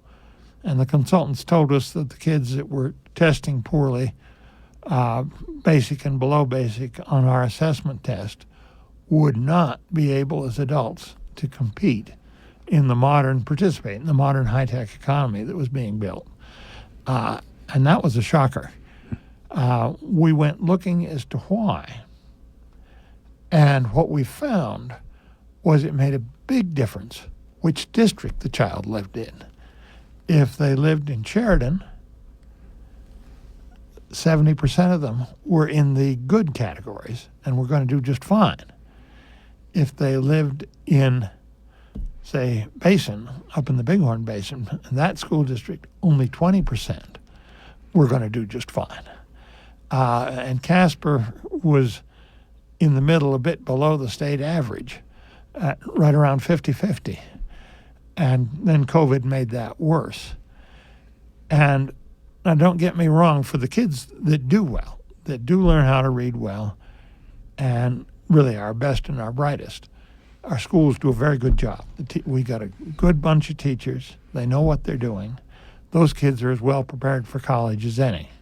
But for too many of them, we're leaving them behind. And that's something we shouldn't do. The public school system is a child's chance to have a good future in this country, and it has to do a good job by them. We're leaving too many behind. And as we've looked at it, the big difference among the districts the only way we've been able to explain it is that if the local school board and their management, local management, want to do a good job teaching the reading, and the reading is key. You see the same type of results in math, but reading is key. They can do it. If their priority is building a bureaucratic empire or building a sports empire, or in many cases, a bit of both, they may well neglect the reading.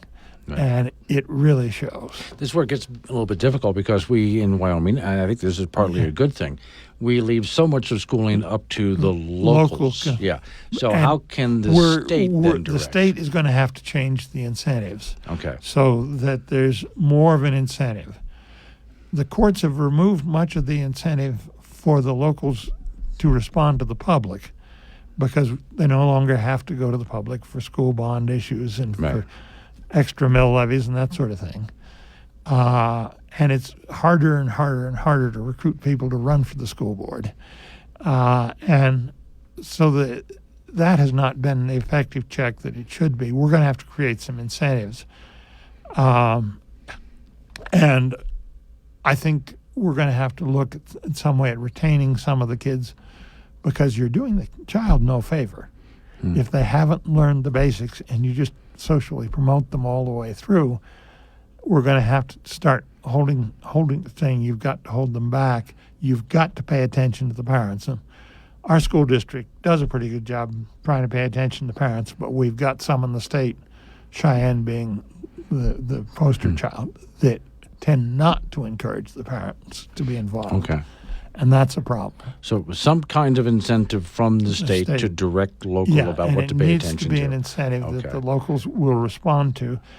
And, frankly, we need to publicize the results of what our assessment test is showing. So there'll be some public pressure. Because, the Sheridan School District, for instance, does very well with its kids. They were the second worst funded in the state. It's not money. It's we looked at a number of other different things. It's not size of district or anything. Yeah. It looks like it's the motivation of the management. I like to, here, I'm going to give you one you can use. I lived in North Carolina for a few years, and they were doing horrible. I mean, just horrible in their schools. Yeah. So President George W. Bush gave them billions of dollars, which they spent on upgrading their schools with the latest technology, new buildings, all of that. And after all that money was spent, nothing had changed because they did not focus on the classroom. So it's not a matter of throwing money as it is. And it's both a focus on the classroom and reading is not that easy to teach. Yeah. If you have a child who is having trouble reading, you have to say, what does this child need? Yeah. And one of the interesting things we found as a committee was that we had somebody who did fMRI research come talk to us, a professor at Yale, and he said that all of us use the same brain areas for speech language, but 30% of the kids use different brain areas for reading. Oh, okay. And that implies a different teaching style for those kids. So there isn't a one-size-fits-all. You have to say, what's wrong with this kid? And then some other things can go wrong. Sure. Vision and hearing being the obvious I'm example. a little bit dyslexic, things like that. Yeah. All right. So that's a key issue. And then, frankly, the situation we've got in our local health care is getting to be absolutely critical. Okay.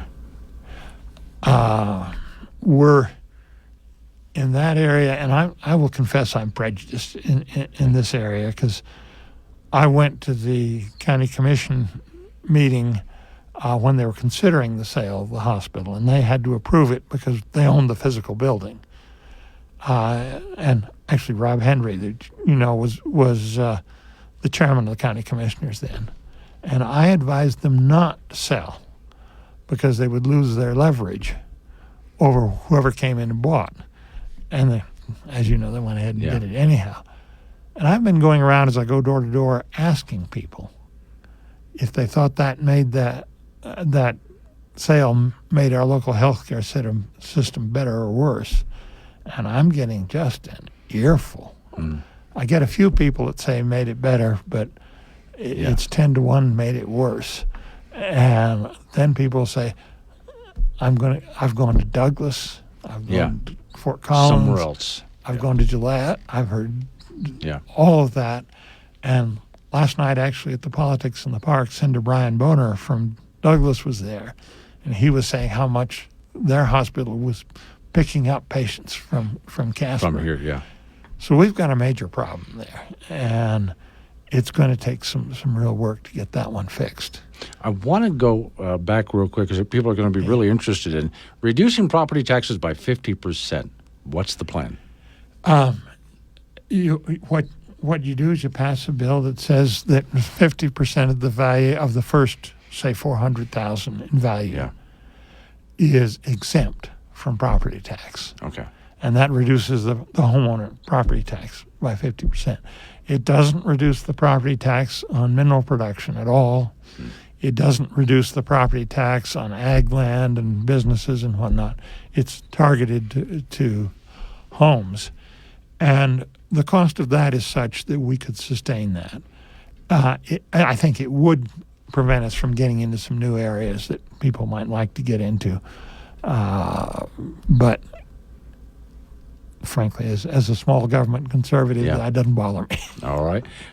Senator Charlie Scott, who's running for re-election, and it's Senate District 30, and people can go to charlesscott4wyoming.com to find out more about you. Nice looking website there. Are you, within just a few days we have left, are you going to be anywhere people can meet you? They can call me on the phone. Yeah. I'm going to be frankly, I go door to door. Okay. And that's how I campaign, and I will be asking. I ask various questions at the door. Yeah. Just one for each one because I don't want to take too much of people's time. Yeah. And that's been very effective. And a lot of people, they run into me in the grocery store and whatnot, and have a gathering where you come to meet the candidates like we did last night Politics up in in the park. Washington Park. The turnout is not great. I got to go out and find the people and talk to them. Thank you for coming in this morning. Thank you for having me. It's Wake Up Wyoming. Covering world-ending catastrophes for years to come.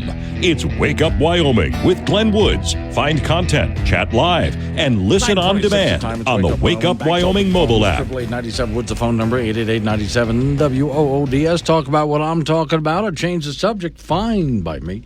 I did put up, I reposted this. I put this up last month, but it's, again, up for you now. People have been asking, how do I know, because we got the primaries coming up, especially on local elections, how do I know who's out there, what do I vote for? So there's two things that I have for you, and it's on one post. Now, if you have the Wake Up Wyoming app, which is free to download at your app store, there you'll be able to see it. Or you can just go to the Wake Up Wyoming website or Wake Up Wyoming app and see the story. And it has to do with how to look up who's running in your district. Now, the first thing, and I was saying this yesterday, where do you go? You can look online if you know what your district is. Or, where do you go to register to vote? Okay.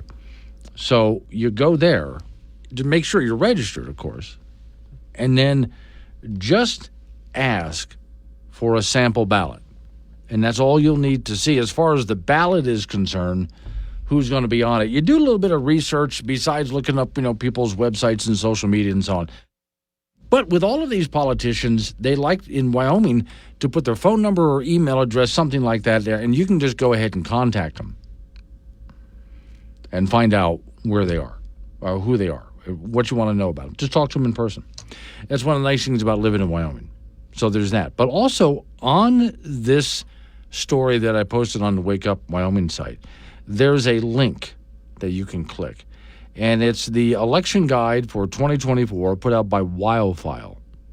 And here's where you can go ahead and type in candidate's name. You can also take a look at what your district is. There's a map here. And I'm just going to go ahead and click on, let's just pick a weird one here, House District 28. And that's out sort of in the Thermopolis area and so on. And it shows, as soon as I click on it, it shows who's running for what out there. I'll pick another one here and see. Let's go up to the Campbell County area. And again, here I have a list of pictures, websites, and I can just start reading information. So go to the Wake Up Wyoming website. Take a look at the story. It's called Who's Running in Your District, a Wyoming Election Guide. And it helps you take a look at who's out there, their pictures, their websites, and other such information. It's easy to use because when you just take a look at where you live and everything is outlined. So if you don't know what district you live in, the map will show you. Click on that, do a little bit of homework. That way you know what you're talking about when you go to vote. It's Wake Up Wyoming.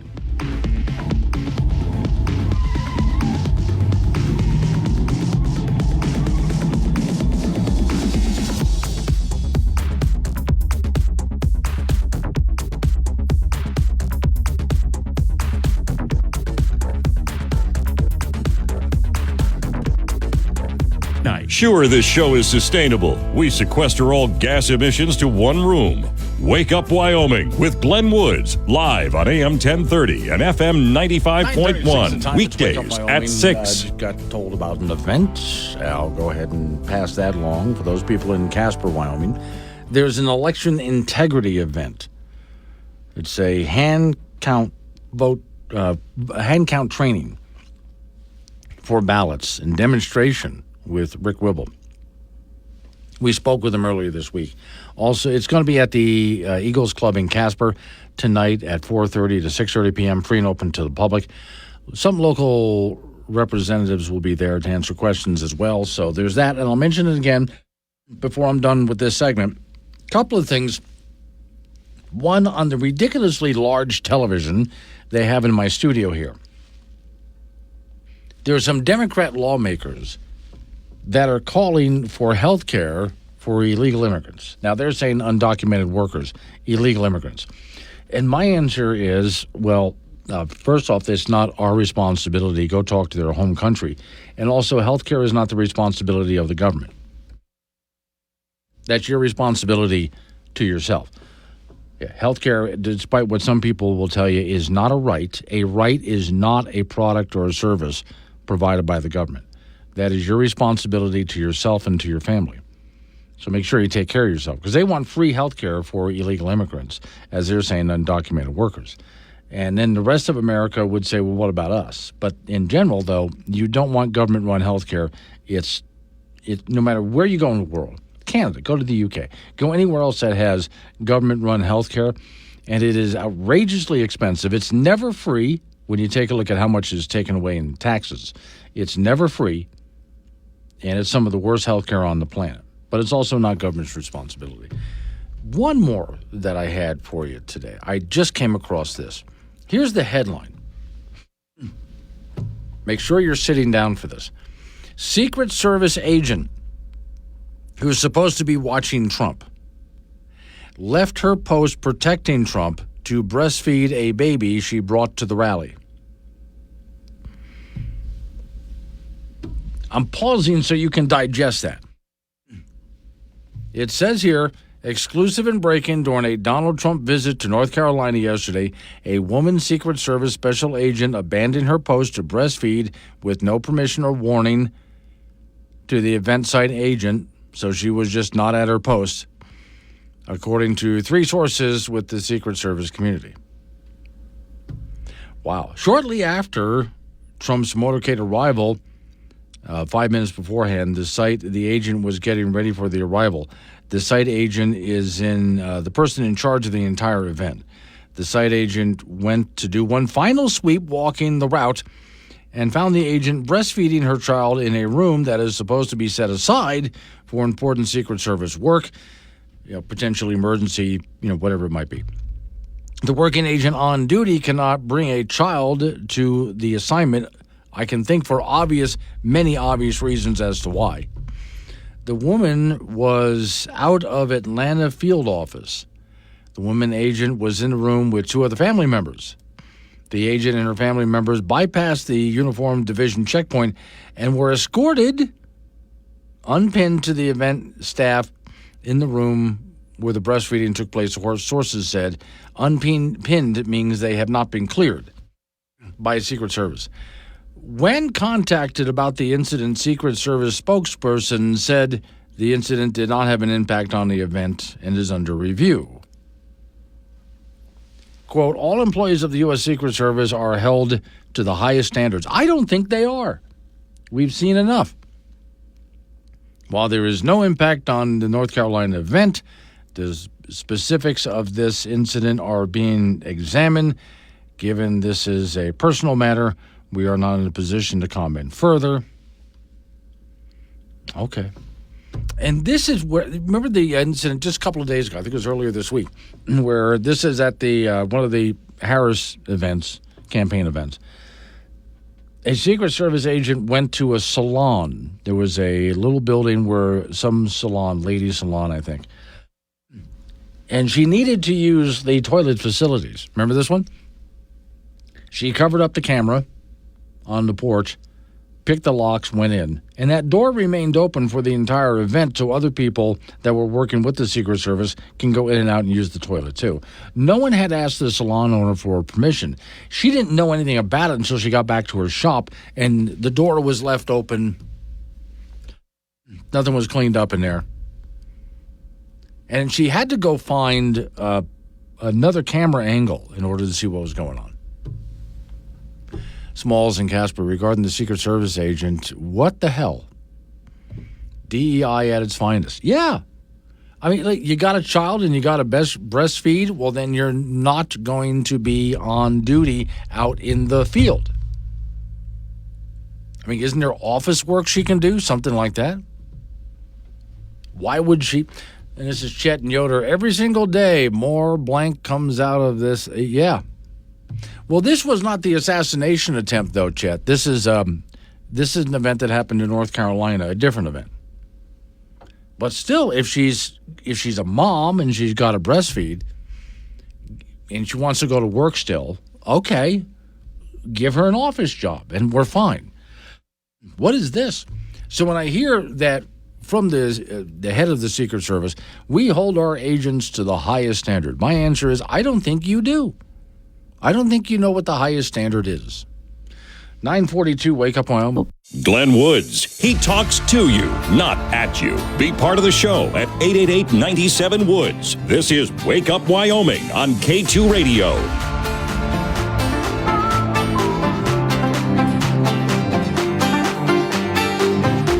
9:48 is the time. It's Wake Up Wyoming. Off we go to Laramie to talk to David Settle about sports. But before we do, there's one site that I love to go to, David. It's called Bad Maps. Bad Map? Yeah, just, for example, here's a map of Antarctica, and it shows all of the railroad lines and interstates and roads on Antarctica. Yeah, there's a ton of those down there. Yeah, so you can imagine what the map looks like. It's just white. Okay. Yeah, okay. Yeah. Here's one that I liked. It's in a black and white newspaper back in the newspaper days. It shows a picture of the United States of America, and it says Obama's divided nation. Now, the problem is it's supposed to be different color-coded for, for different political points of view, but it's printed in black and white. Yeah. So it didn't really work out the way they thought. Okay. Yeah. This one I really do like. It's a map of the world, the whole planet. Super Bowl wins by country, and it shows the United States. Nice. See, I think that's a good one there. Okay. Yeah. Here's one that shows a great map for trolling Russia. It shows Russia in red and shows the Ukraine in blue. And one says Russia, and the other one says not Russia. See? I think these maps are just fantastic. I love this. Let's see. Middle East according to Whole Food reshuffles Europe. No, you don't want to do that one.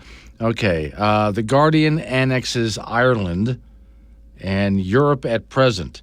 In the course of otherwise excellent series of graphics on how Europe can be changed in the 1960s, a British newspaper appeared to have realized the dreams of so many by annexing Ireland into Her Majesty's rule on the map. In other words, they didn't make Ireland a separate country. It's the same color as the UK, which really upset the Irish.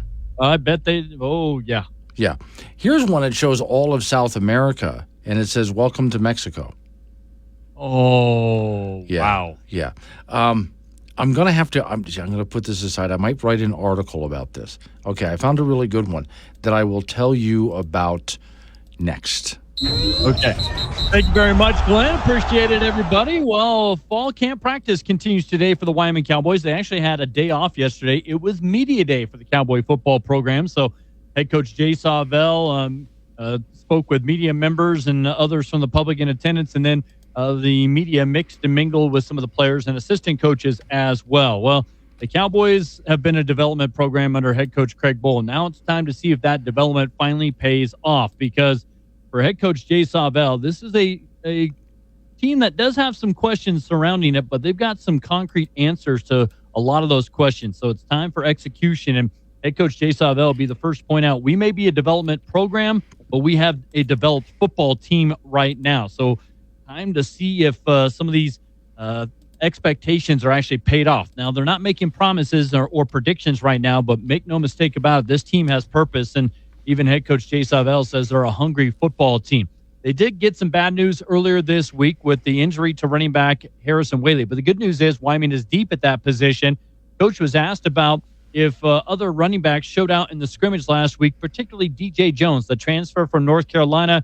And Coach Sawvell was quick to point out, said, when it comes to DJ, I know where we're at with that one. I mean, he's a really good football player. I thought Jamari had some good plays. I thought Sam Scott had a few good runs. Jamari had a really good run on a 4th and 1 that we went for it on. I thought Sam had some good runs in the scrimmage.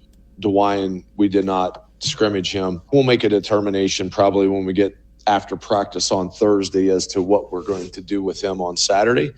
I want to make sure that, when you're dealing with the players, sometimes you appreciate it, that sometimes you got to say whoa a little bit before you say go on him. And I want to make sure with DeWyan that we don't put him in a situation where he's at any risk and that he's fully ready to go. And so I want to make sure that we're in a good spot that way. McNeely missed all of last season with an injury, trying to work his way back. So that's why they're taking precautions with him. The good news with Whaley's injury, it's not super serious. He'll be back early in this 2024 season. The Cowboys return to practice today, tomorrow. Then they'll have a scrimmage on Saturday. We're just over 2 weeks away from the start of the 2024 Cowboy football season at Arizona State. At Arizona State on Saturday, August 31st. Cody Tucker has more on the Cowboys at 7220sports.com and on the 7220sports.com app. High school golf got underway yesterday. The Douglas Invite Day 1 has the Douglas girls and Wheatland boys in the team lead. And then Madeline Key of Kelly Walsh takes a one-shot lead into today's final round. Wheatland's Tate Nichols leads the boys field. He scorched the course for a 65 and leads 3 other players by 11 shots. Powell had their 2-day invite reduced to 1 day. They got wiped out by the weather yesterday.